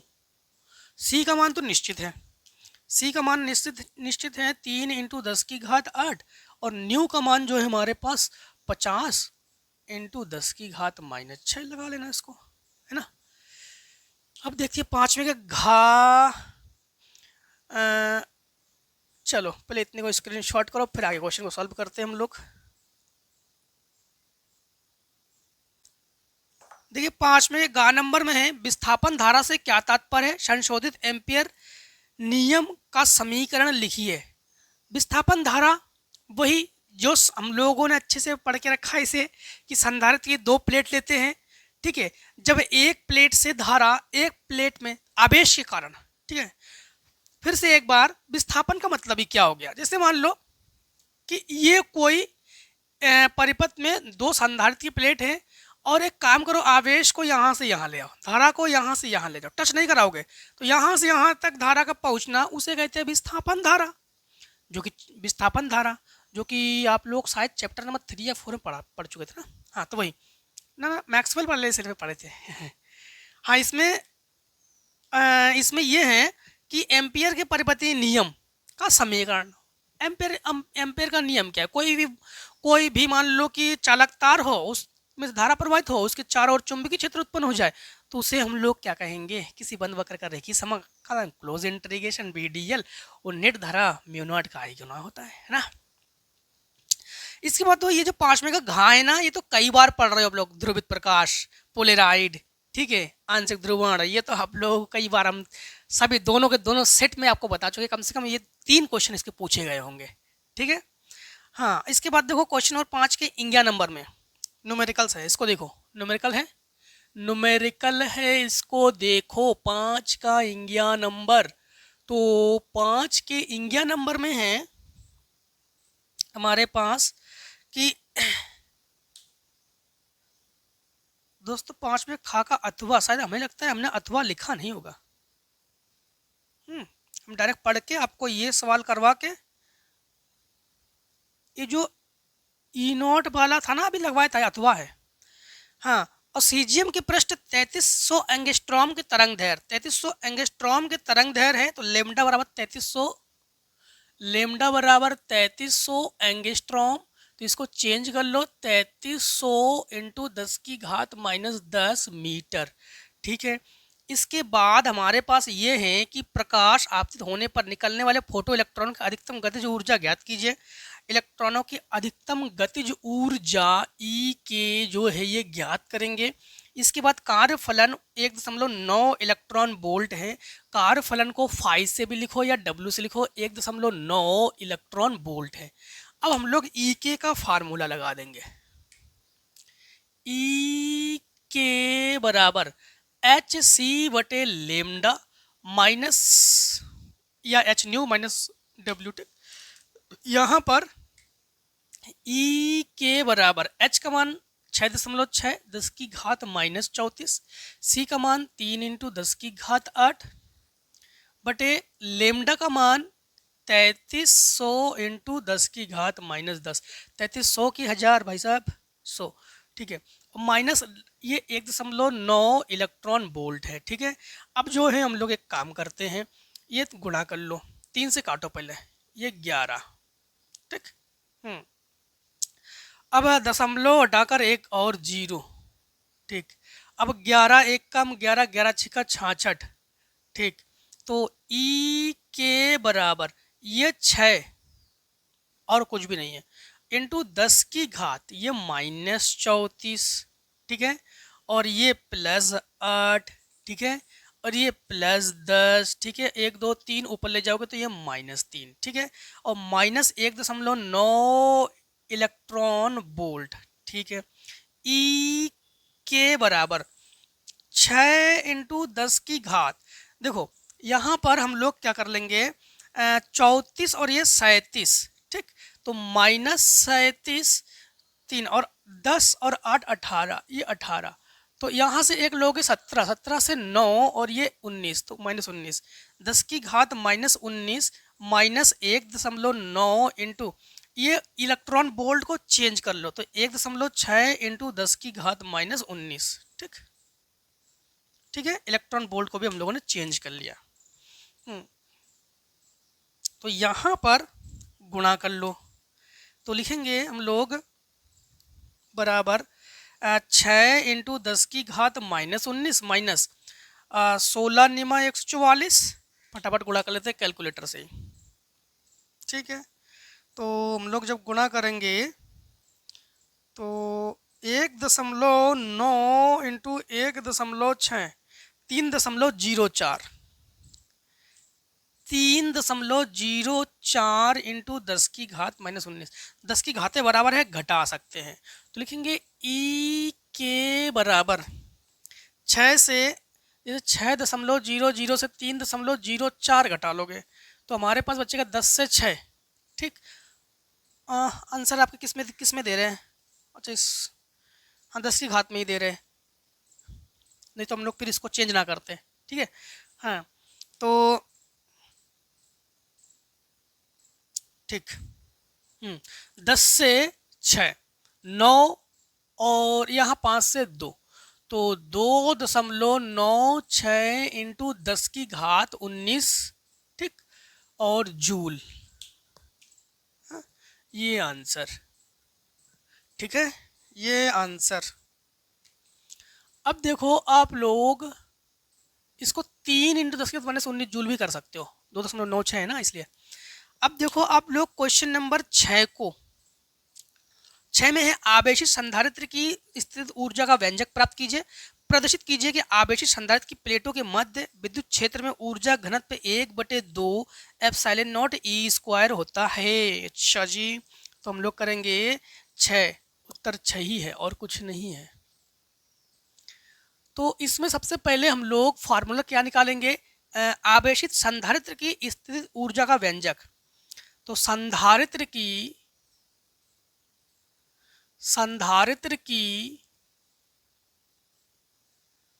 स्थितिज ऊर्जा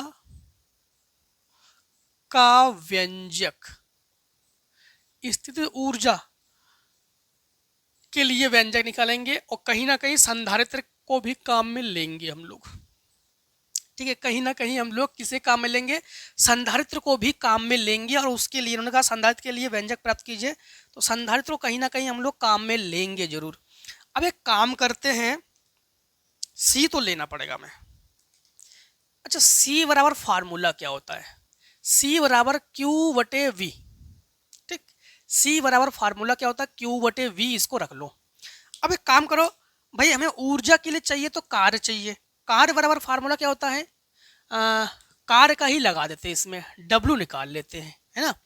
तो डब्लू बराबर फार्मूला होता है V into Q, V into Q, Q के जगह डी क्यू, समीकरण इसको 1 डाल दो। ठीक है, अब काम करते हैं, अगर हम लोग इसे डी क्यू लेंगे तो इसे डी डब्ल्यू लेंगे, दोनों पक्षों में समाकलन कर लो। ठीक, एक काम कर लो पहले, तो डी डब्ल्यू बराबर वी का मान रख लो, वी का मान यहाँ से निकाल लो, तो वी बराबर क्यू बटे सी, तो वी की जगह रखेंगे हम लोग क्यू बटे सी और इंटू डी क्यू, दोनों पक्षों में समाकलन कर लो, तो ये हो जाएगा 1 DW बराबर 1/c और ये क्यू और ये डी क्यू। ठीक, ये डी क्यू और क्यू की घात है 1। अब इस समाकलन में एक नियम है, समाकलन में एक नियम क्या है, ठीक है, सूत्र नहीं बता रहा, नियम बता दे रहे। जैसे मान लो x dx है, x की घात 2 है, तो जो भी घात है ना उसमें 1 जोड़कर वही बटे में लिखते हैं।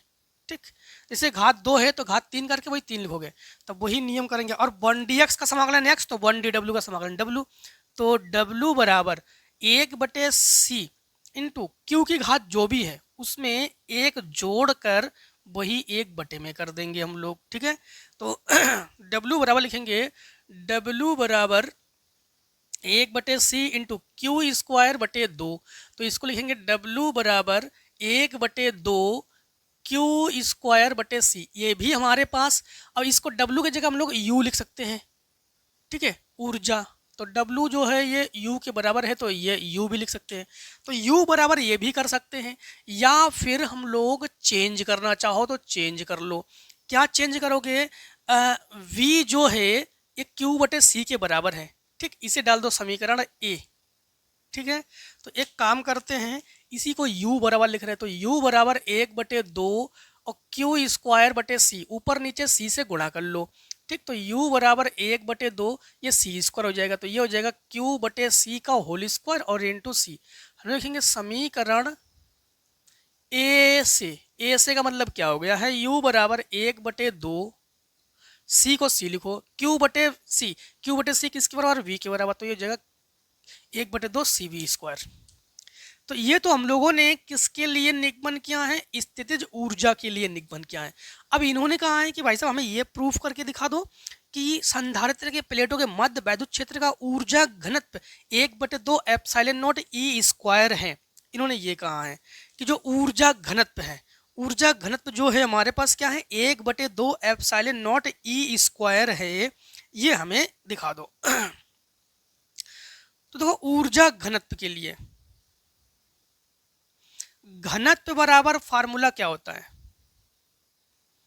घनत्व बराबर द्रव्यमान बटे आयतन, द्रव्यमान बटे आयतन। ठीक, घनत्व बराबर हमारे पास तो एक फार्मूला जानते हो, द्रव्यमान बटे आयतन। द्रव्यमान आए वही हम लोग इसकी जगह ऊर्जा प्रयोग कर लेते हैं। ठीक, द्रव्यमान की जगह ऊर्जा का प्रयोग कर लेंगे और आयतन की जगह आयतन तो प्रयोग ही कर लेंगे हम लोग। तो एक काम करेंगे, कि C बराबर एक फार्मूला जानते हैं हम लोग, C बराबर संधारित्र की धारिता, संधारित्र C बराबर ए एप्सिलॉन नॉट ए बटे डी, C बराबर एप्सिलॉन नॉट ए बटे डी। और आयतन को क्या लिखेंगे, आयतन तो क्षेत्रफल इंटू लंबाई कर दे आयतन को।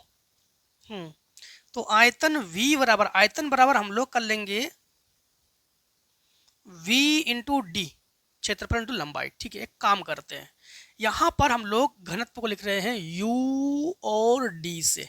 ठीक, ऊर्जा घनत्व U D से।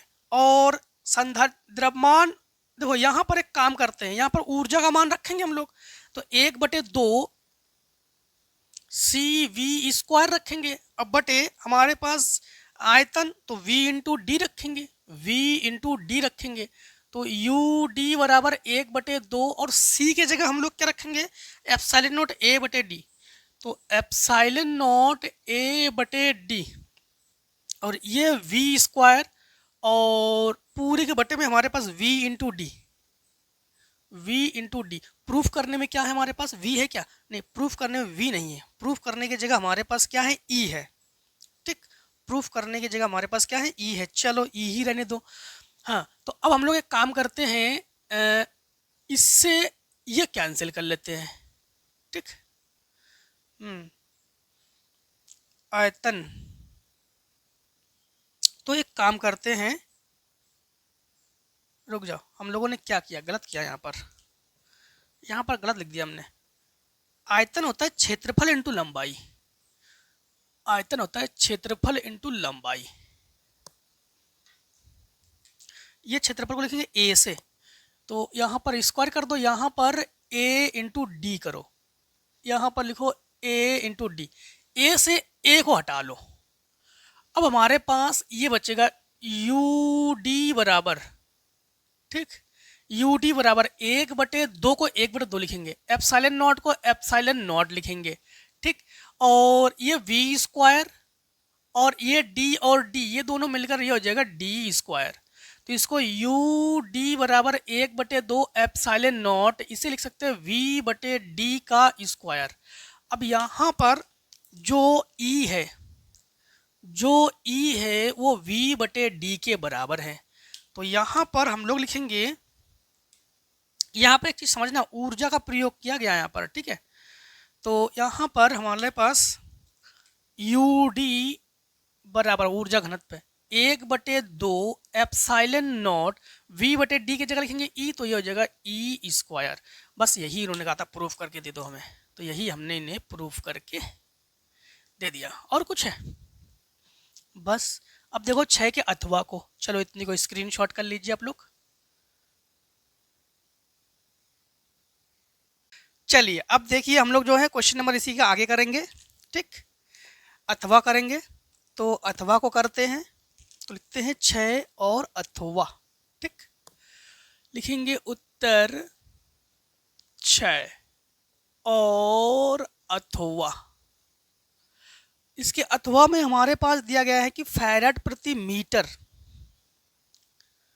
फैराड बटे मीटर बराबर coulomb square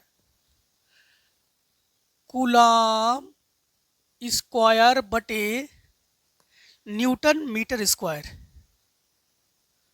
newton metre square. इसे प्रूफ करके इन्हें दो, इनका कहना यह है। सबसे पहली बात तो है फैराड, फैराड जो है ये संधारित्र का मात्रक है, और संधारित्र की जो धारिता C है, C बराबर फार्मूला होता है Q बटे V, C बराबर क्या होता है Q बटे V। ठीक, तो इसकी जगह फैराड की जगह हम लोग क्या लिखेंगे, Q का मात्रक क्या है, Q का मात्रक है कूलाम, और V का मात्रक क्या है, वोल्ट। ठीक, V का मात्रक क्या है, वोल्ट। तो इसे लिखेंगे हम लोग, इसे फैराड को लिख रहे हैं हम लोग कूलाम प्रति वोल्ट, और ये मीटर ऑलरेडी है, तो ये मीटर, समझ गए। फैराड की जगह हम लोग लिखेंगे कूलाम प्रति वोल्ट, और ये मीटर ऑलरेडी है, समझ गए। अब वोल्ट को हम लोग चेंज करेंगे। ठीक, काम करते हैं, काम हम लोग ये करते हैं, वोल्ट को चेंज कर देंगे। अब बोल्ट को कैसे चेंज करेंगे समझना। बोल्ट को इस प्रकार से चेंज करो कि हमारे पास न्यूटन आ जाए। क्या आ जाए? न्यूटन आ जाए। तो हम लोग बोल्ट जो है, अब फिलहाल में तो W/Q इसका फार्मूला होता है। तो यहाँ पर हम लोग C को तो C लिखेंगे, कूलाम है ये, और V को लिखेंगे हम लोग W/Q। W का मतलब कार, कार का मतलब क्या है? जूल। और ये Q का मात्रक क्या है? कूलाम। और ये मीटर। समझ गए ना आप लोग? फिर से एक बार समझो, हमने क्या किया? Q का मात्रक लिखा, V का मात्रक लिखा हमने। तो Q जो है ये कूलाम है, ये बोल्ट है, ये मीटर है। बोल्ट जो है, V जो है किसके बराबर है? W/Q के। W जो है मात्रक जूल, और ये कूलाम। ठीक। अब इसे ऊपर ले जाओ, इसे जो है ऊपर ले जाएंगे, तो ये हो जाएगा कूलाम स्क्वायर प्रति जूल मीटर। आई होप ये भी समझ गए। अब हमारे पास देखो कूलाम स्क्वायर तो आ चुका है, मीटर भी है हमारे पास। जूल को से चेंज करो। जूल जो है कार्य का मात्रक है, जूल जो है कार्य का मात्रक है। तो W बराबर हम लोग क्या लगा देंगे? बल इंटू बल की दिशा विस्थापन। तो बल इंटू विस्थापन यानी D। D का मतलब है दूरी। तो यहाँ पर हम लोग लिखेंगे C²। जूल, जूल जो है कार्य का मात्रक है, तो बल इंटू विस्थापन, बल का मात्रक न्यूटन और विस्थापन का मात्रक मीटर, और ये मीटर। तो हम लोग कहेंगे कि ये हो गया हमारे पास कूलाम स्क्वायर प्रति न्यूटन मीटर स्क्वायर। देखो आंसर आ गया हमारे पास। बस यही कहा था इन्हों की प्रूफ करके दीजिए, हमने प्रूफ करके इनको दे दिया। ठीक है। अब देखिए इसमें क्वेश्चन नंबर, इसमें चित्र में दिया गया है कि 6 माइक्रोफैराड धारिता वाले संधारित्र के सिरों पर विभवांतर 2 वोल्ट है, बैटरी के सिरों पर विभवांतर आप लोग ज्ञात करो। देखो चित्र में आप लोग देख सकते हो कि 6 माइक्रोफैराड और 4 माइक्रोफैराड है ना, दोनों के दोनों जो है हमारे पास श्रेणी क्रम में है। तो हम लोग कहेंगे C1 जो है 6 माइक्रोफैराड है और C2 जो है 4 माइक्रोफैराड है, और दोनों के दोनों श्रेणी क्रम में है। तो हम लोग कहेंगे कि C1/C बराबर 1/6 प्लस 1/4। तो 1/C बराबर एलसीएम ले लो, 4 तिया 12, मतलब 6 दूनी 12, 4 तिया 12, ये हो गया हमारे पास 5/12। उल्टा C बराबर 12/5 कर लेंगे। तो माइक्रोफैराड कर सकते हो, या फिर हम लोग कर सकते हैं C बराबर 5 दूनी 10, 2 पाँचों को 20, 2.4 माइक्रोफैराड। ठीक, ये तो C आ गया। बट इन्होंने ये कहा है कि भाई साहब जो है आप बैटरी के सिरों के बीच विभवांतर को ज्ञात करो। क्या ज्ञात करो? विभवांतर को ज्ञात करो। तो विभवांतर V ज्ञात करेंगे हम लोग। V बराबर फार्मूला क्या होता है? सुनना, V बराबर फार्मूला क्या होता है? C बराबर होता है हमारे पास Q/V। C बराबर Q/V। तो V बराबर फार्मूला क्या हो जाएगा हमारे पास? V बराबर फार्मूला Q/C। तो V बराबर Q क्या है हमारे पास? Q, अरे Q तो है ही नहीं, Q तो है ही नहीं। Q इसमें लिखा है हमारे पास। एक काम करते हैं, सबसे पहली बात तो है Q को हम लोग ज्ञात कर लेते हैं। नहीं, 2 वोल्ट है बैटरी के सिरों के बीच, फिर आवेश ज्ञात करने के लिए कहना चाहिए इनको, जब 2 वोल्ट हैं। चलो तो एक काम करते हैं, पहले Q को ही ज्ञात कर लेते हैं हम लोग। ठीक, पहले Q को ही ज्ञात कर लेते हैं। Q तो है ही नहीं हमारे पास, तो Q ज्ञात कर लेते हैं। तो यहाँ से पहले Q ज्ञात करते हैं, फिर V ज्ञात कर लेंगे। तो Q बराबर हम लोग कहेंगे CV। तो Q बराबर ये जो है C का मान जो है 2 एक चीज यहाँ पर अलग से 2 वोल्ट है, वो क्या है? 2 वोल्ट है। और इन्होंने कहा 6 माइक्रोफैराड धारिता वाले, 6 माइक्रोफैराड धारिता वाले। तो 6 माइक्रोफैराड से ये नहीं निकालेंगे, 6 माइक्रोफैराड धारिता वाले। तो 6 और इंटू V का मान है 2, तो Q बराबर 6 दूनी 12, ये हो गया हमारे पास कूलाम। ठीक। अब एक चीज समझना, यहाँ पर हम लोग V अब ज्ञात कर लेंगे। तो V बराबर अब जो हम लोग ज्ञात करेंगे V, तो V बराबर Q/C। V बराबर क्या ज्ञात कर लेंगे हम लोग? Q/C। तो यहाँ पर V बराबर Q का मान हमारे पास क्या है? Q का मान हमारे पास है 12, और बटे C का मान हमारे पास क्या है? 2.4, 2.4। और ये हमारे पास C 12 माइक्रोफैराड, और ये 12 माइक्रो, ये फैराड में है और ये कूलाम में है। तो माइक्रो से माइक्रो कैंसिल, कूलाम प्रति फैराड हो गया। हाँ, दशमलव हटा के 0 बढ़ा लो, 24 पंचे 120। तो हम लोग कहेंगे जो V का मान है, V बराबर 5 फैराड, क्या नाम, ये कौन है? कूलाम बटे फैराड, मतलब हम लोग बोल्ट ही कहेंगे इसको। ठीक, ये कहेंगे ये बोल्ट है।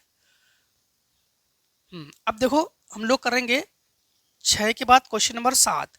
क्वेश्चन नंबर 7 में है हमारे पास तरंगाग्र की परिभाषा दीजिए, हाइगेंस के द्वितीयक तरंगाओं के सिद्धांत से अपवर्तन की व्याख्या कीजिए। ठीक है, तो क्वेश्चन नंबर 7 करोगे आप लोग। तरंगाग्र आप लोग जानते हो ना, कोई भी माध्यम हो, तरंगों का कंपन करते करते आगे की ओर संचरित होना, उसे तरंगाग्र कहते हैं। ठीक है, इन्होंने क्या कहा, अपवर्तन की व्याख्या। अपवर्तन की व्याख्या के लिए हमने क्या किया, हम लोगों ने जेड जेड डैश एक अपवर्तक पृष्ठ लिया हमने, और ये कोई दो, देखो इस प्रकार से तरंगों का आप करोगे इस प्रकार से। ठीक है, तो जैसे मान लो कि दो तरंगे यहाँ पर है P और Q, ये इस प्रकार से आगे की ओर संचरित होकर आ रहे हैं, दोनों को दोनों यूं। जब इसे हम लोग A नाम दे रहे हैं, ठीक, तो ये A है, चलो इसको A दे दो, इसको B दे दो। जब A ने इसे टच किया, ठीक, तो B जो है कहीं ना कहीं, ये तरंग ने इसको जैसे टच किया उन्होंने, तो B यहाँ पर है। तो उस समय जो है इसे मोड़ने के लिए अभिलंब चाहिए। किसे, इस A को मोड़ने के लिए अभिलंब चाहिए, ये अभिलंब। और B को, ये जो B है, B को यहाँ से यहाँ तक पहुँचने में कुछ ना कुछ तो समय लगेगा जरूर।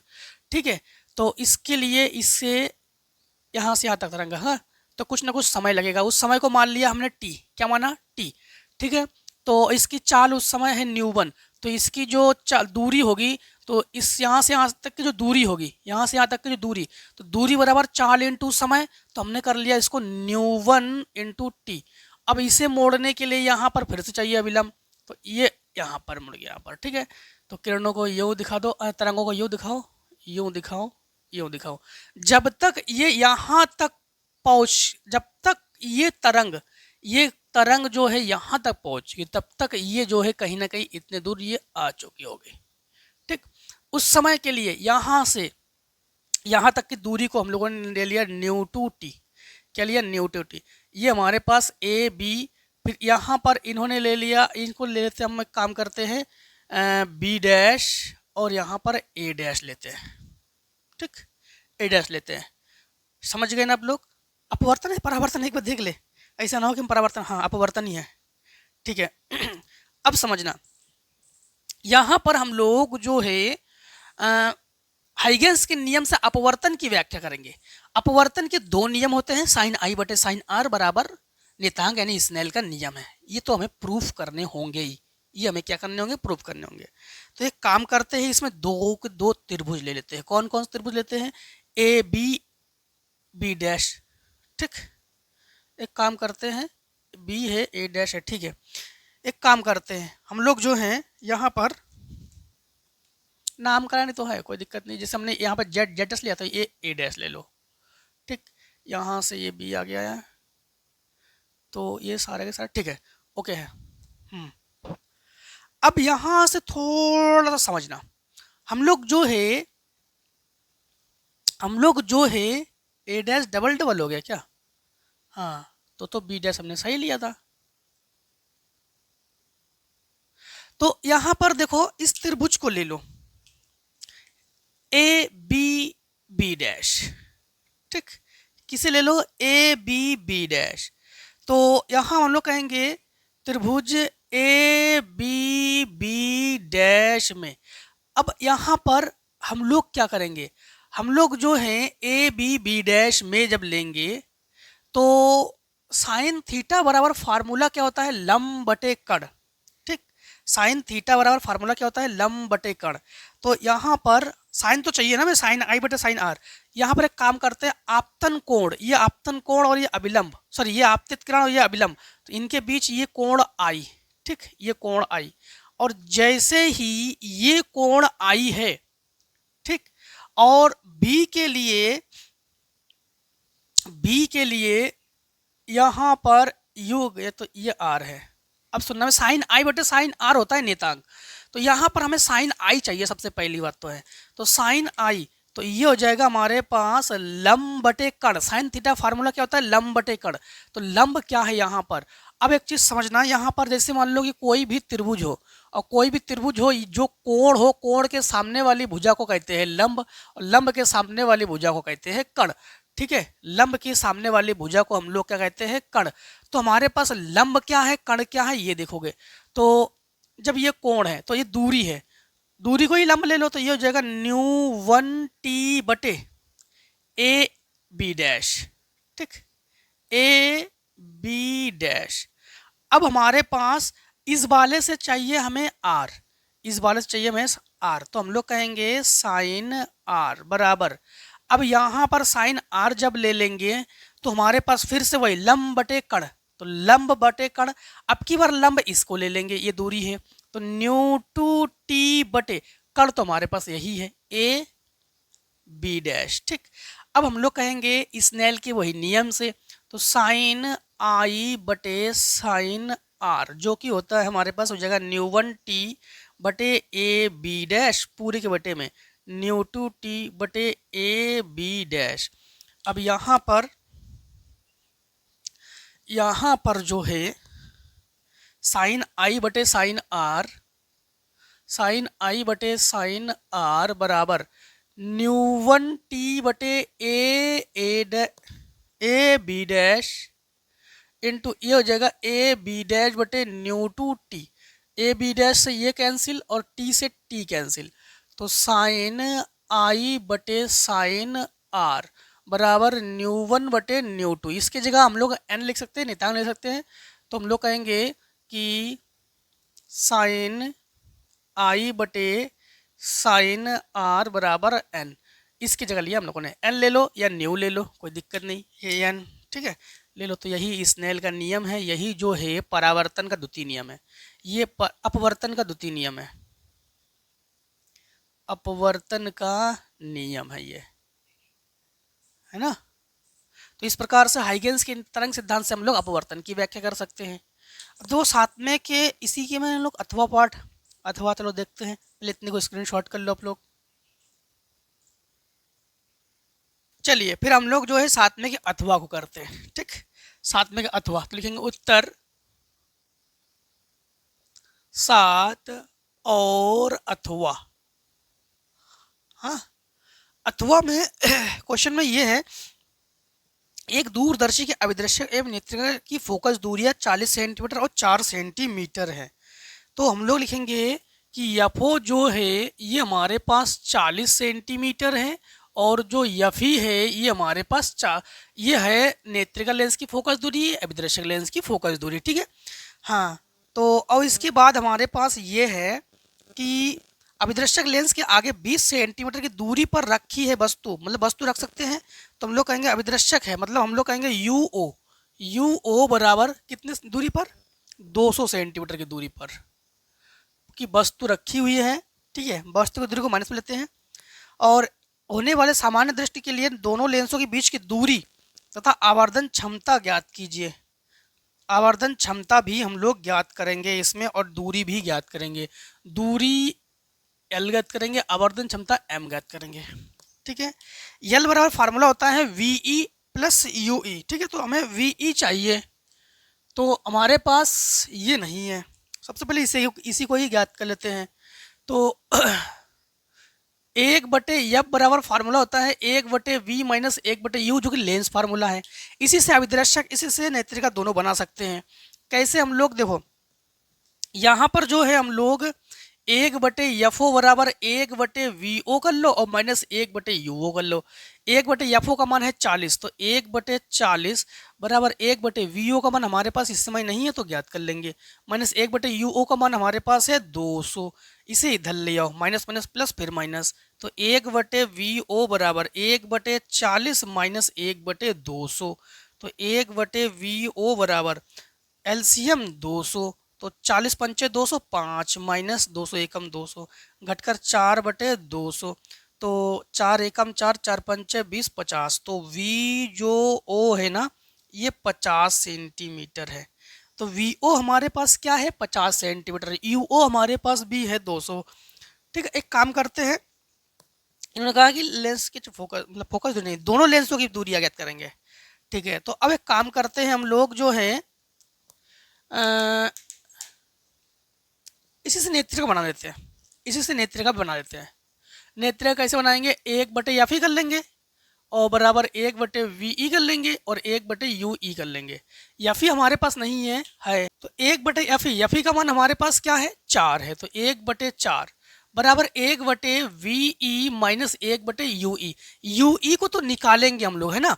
अब एक चीज समझना, यहाँ पर जो VE का मान है ये होता है -D और D का मान है 25 सेंटीमीटर, तो ये 25 सेंटीमीटर के बराबर है ना। तो यहाँ पर हम लोग एक काम करते हैं, तो 1/4 फिर बराबर -1/25 -1/UE, इसे इधर ले आओ। तो इसे इधर ले आओ, इसे इधर ले जाओ, तो 1/UE बराबर -1/25 -1/4। एलसीएम ले लेंगे तो 100 हो जाएगा हमारे पास, ठीक। 100 हो जाएगा हमारे पास, तो 25 चौको 100, और ये हो जाएगा हमारे पास 4 25 100। हाँ, तो ये 29। 1/UE बराबर -29/100। 29 का भाग कर देंगे हम लोग 100 में, ठीक। 29 का भाग करेंगे 100 में, 29 कम 29, 29 दूनी 57, 81, 87, 3 से 9 30 27, 2 3 दूनी 6 2 8 87, 10 से 3 1 13, 10 में लगा लो, 0 बढ़ा लो, ठीक। 30 पंचे 30 चौको लगभग 3.4 के आसपास है, तो हम लोग कहेंगे UE जो है ये -3.4 सेंटीमीटर है। अब हम लोग आराम से दूरी को निकाल लेंगे, ठीक। दूरी को निकाल लेंगे। अब U दूरी माइनस में होती है, लेकिन हम लोग क्या करेंगे, जब दूरी निकालेंगे ना, तो L बराबर हम लोग निकालेंगे दूरी। L बराबर हमारे पास क्या है, VO फार्मूला, VO, ठीक, प्लस UE। ये माइनस देखकर माइनस मत ले लेना, ठीक है, ये माइनस का तो इसमें प्रतीक मतलब संकेत है वो। L बराबर VO का मान है 50 प्लस U, ये 3.4, तो L बराबर हमारे पास 53.4, ठीक, सेंटीमीटर। और इन्होंने इसमें और भी कुछ पूछा है हमसे, ठीक। और क्या पूछा है इन्होंने कहा है कि आवर्धन इसमें ज्ञात करो, आवर्धन ज्ञात करो। देखो आवर्धन के लिए फॉर्मूला लगा देंगे हम लोग, आवर्धन M बराबर -FO/FE। FO क्या है, अभिदर्शक लेंस की फोकस दूरी, FE क्या है, नेत्रिका लेंस की फोकस दूरी। कोष्टक में लगा देंगे हम लोग 1 + FE/D। ये किसके लिए जानते हो, देखो हमारे पास कौन सा, अच्छा दो एक बार एक चेक कर लेंगे कि हमारे पास कौन सा है, हाइड्रोजन दूरदर्शी की, हाँ तो सही लगाया फार्मूला हम लोगों ने, ठीक है। दूरदर्शी के लिए अलग है, और जो आपके पास खगोली के अलग हैं, और संयुक्त के लिए अलग अलग फार्मूला है, ठीक है। तो ये फार्मूला इसमें लगा देंगे हम लोग, तो -FO/FE 1 + FE/D। अब इसके अनुसार हम लोग मान को रखेंगे। जब मान को रखेंगे M बराबर FO का मान क्या है हमारे पास, FO का मान है 40, FE का मान कहाँ है 4, 1 प्लस ये 4 है, FE का मान 1 प्लस FE का मान है 4, और D का मान 25, ठीक। D का मान क्या है 25, ये काटेंगे तो ये हो जाएगा 10, ये 25 एकम 25 4 29/25, हाँ, तो M बराबर 10 × 29/25, ठीक। ये 5 दूनी 10 पचम 25, तो 2 × भाग करो 5 25, बचेंगे 4, 0 बढ़ा लिया, 5 8 40, तो M बराबर 8 दूनी 16, 1 5 दूनी 10 और 1 11, 11.6।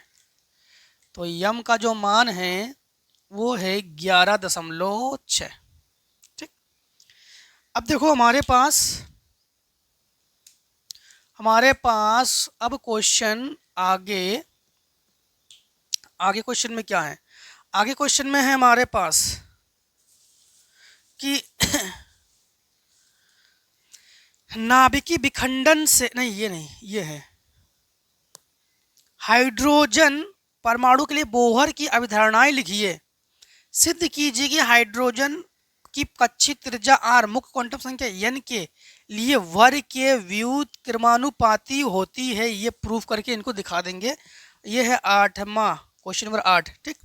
बोहर वाला तो आप लोग जानते ही हो, बोहर को अच्छे से बता चुके थे हम 2 वीडियो में लगातार, तो वही बोहर की परिकल्पना लिखना आप लोग, ठीक है। क्वेश्चन नंबर 8 में हमारे पास क्या है कि कक्षीय त्रिज्या r मुख्य क्वांटम संख्या n,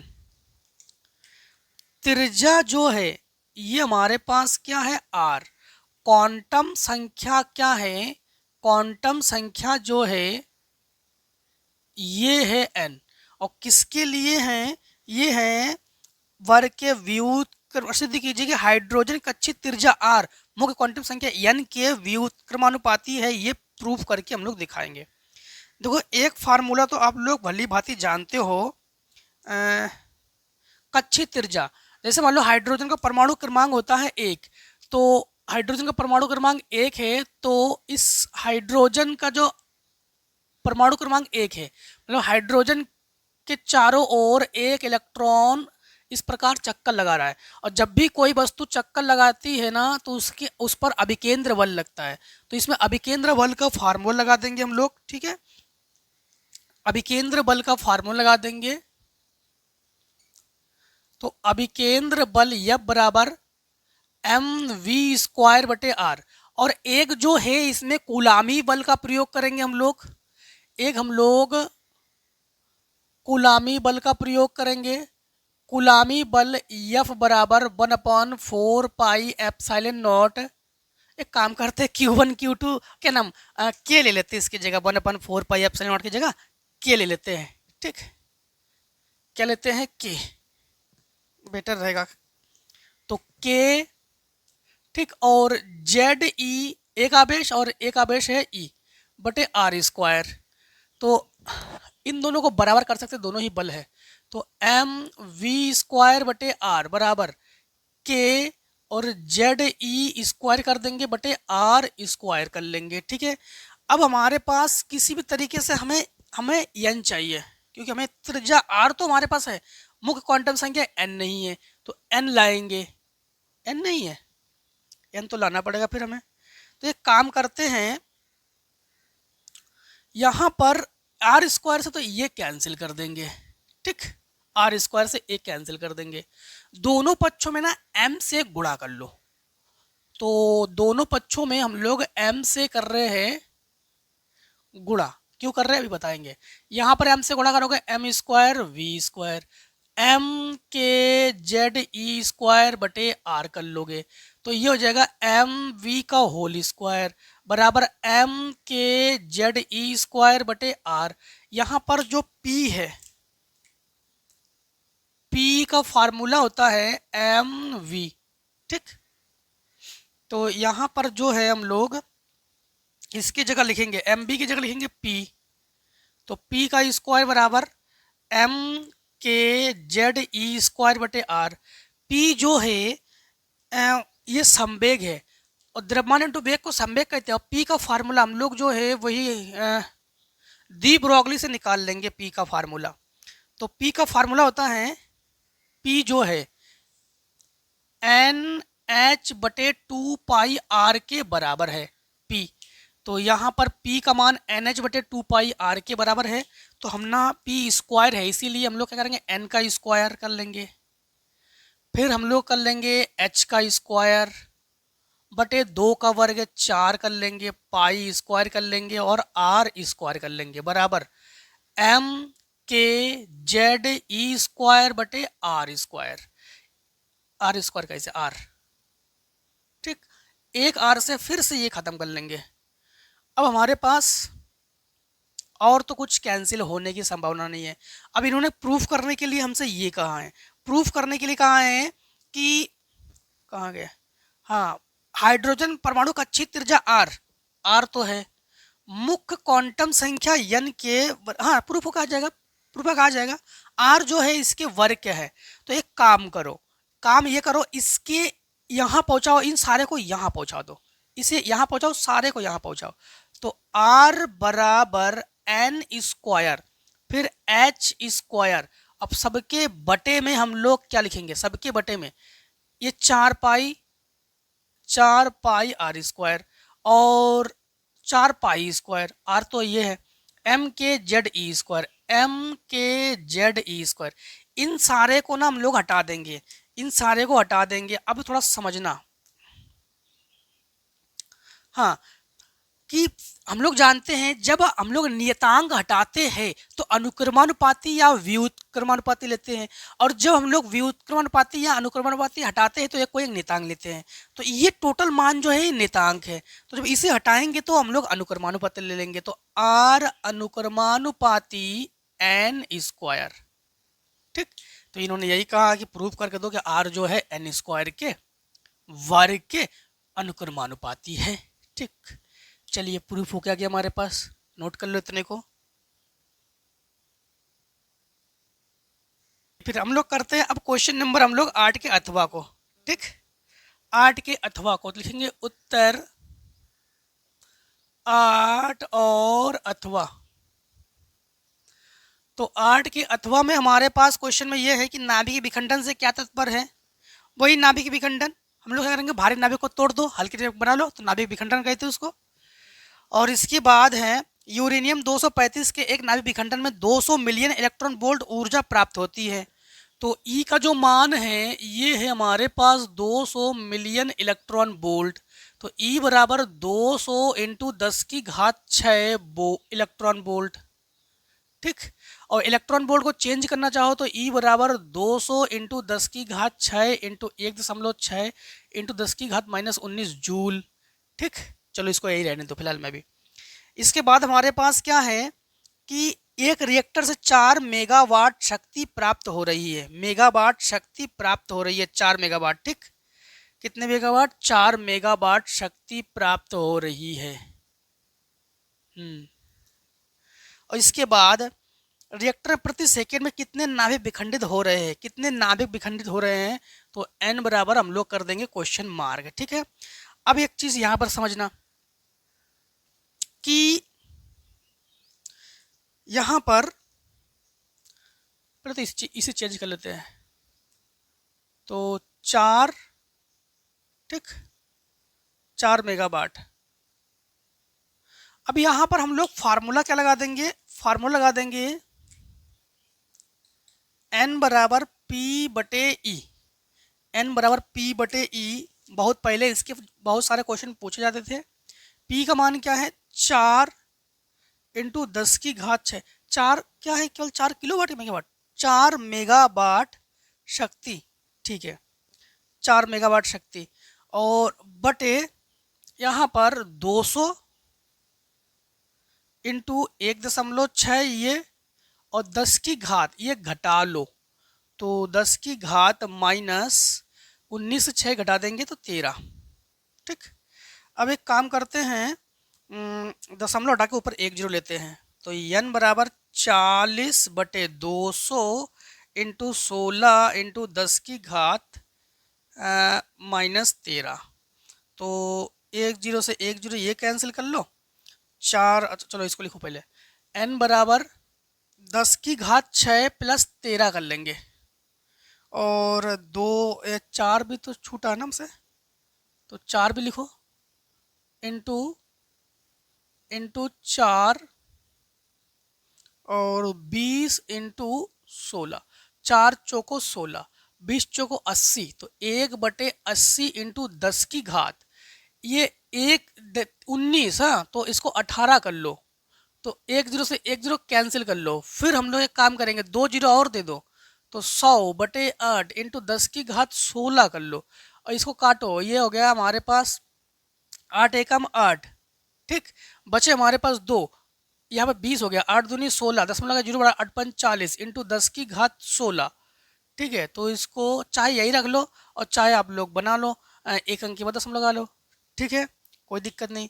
तो हम लोग एक काम करते हैं, एक अंक के बाद दशमलव लगाते हैं, दशमलव हटा के जीरो बढ़ा लो, 2 जीरो चाहिए तो 1 जीरो यहाँ लिखो, तो 1 जीरो यहाँ लिखो, तो n बराबर हम लोग करेंगे 1.2 जीरो हटा लो, यहाँ दशमलव लगा दो, इंटू 10 की घात 17, कोई मात्रक नहीं। ठीक, अब देखो हम लोग क्वेश्चन नंबर जो है 9 करेंगे। ठोसों में ऊर्जा बैंड क्या होते हैं, ऊर्जा बैंड के आधार पर चालक कुचलक अर्धचालक में अंतर स्पष्ट कीजिए, इन पर ताप के प्रभाव की व्याख्या कीजिए। ठोसों में ऊर्जा बैंड, वही क्वेश्चन नंबर 9 जो है, ऊर्जा बैंड के आधार पर शायद हम आपको बता चुके हैं कि ऊर्जा बैंड के आधार पर इन्हें 3 वर्गों में बांटते हैं, चालक, अचालक और अर्धचालक। अगर ऊर्जा बैंड अंतराल एक इलेक्ट्रॉन वोल्ट से कम हो, ठीक, तो उसे हम लोग कहेंगे चालक। और अगर 3 इलेक्ट्रॉन वोल्ट से अधिक हो जाए ऊर्जा बैंड अंतराल तो उसे अचालक। और 1 इलेक्ट्रॉन वोल्ट और 3 इलेक्ट्रॉन वोल्ट के बीच में हो, ठीक है, ऊर्जा बैंड अंतराल, तो इसे कहते हैं हम लोग अर्धचालक, ठीक। और अगर हम लोग इसमें चालक में हम लोग क्या करते हैं, अर्धचालक में अचालक में अगर हम लोग इसके बीच ताप बढ़ाते हैं तो इनकी चालकता बढ़ती है। ताप बढ़ाने पर जो है इनकी चालकता, कोई भी अर्धचालक हो, शुद्ध अर्धचालक में अगर इसको गर्म कर दोगे ना तो इसकी चालकता बढ़ती है। इसके बाद पीएन संधि डायोड में संधि पर अवक्षय परत का बनना स्पष्ट कीजिए। विभव प्राचीर एवलांस भंजन की व्याख्या कीजिए। ये तो आप लोगों को डेफिनेशन है, कल के वीडियो में, परसों के वीडियो में भी, सेट 1, 2 में ये आखिरी क्वेश्चन ही में आपको बता चुके थे, ठीक है। विधिवत चित्र बना के आपकी व्याख्या करा चुके थे आपको, तो आई होप इसको लिख लोगे आप लोग, ठीक है। तो आज जो है सेट को यहीं पे समाप्त करते हैं। और किसी भी क्वेश्चन को दिक्कत हो क्वेश्चन में तो जरूर पूछो। किसी की परिभाषा आप लोगों को याद करने में दिक्कतें आ रही है जरूर बताओ, उसके लिए हम जो है आप लोगों तक सरल परिभाषा बनाने की पूरी कोशिश करेंगे और जो कि आप लोग अच्छे से उसको याद भी कर पाओ, ठीक है। तो दोस्तों आज की वीडियो को यही समाप्त करते हैं। जय हिंद, जय भारत। आप लोग स्वस्थ रहिए, मस्त रहिए। इस प्रकार से हर एक वीडियो में हमसे मिलते जरूर रहिए। Take a screenshot.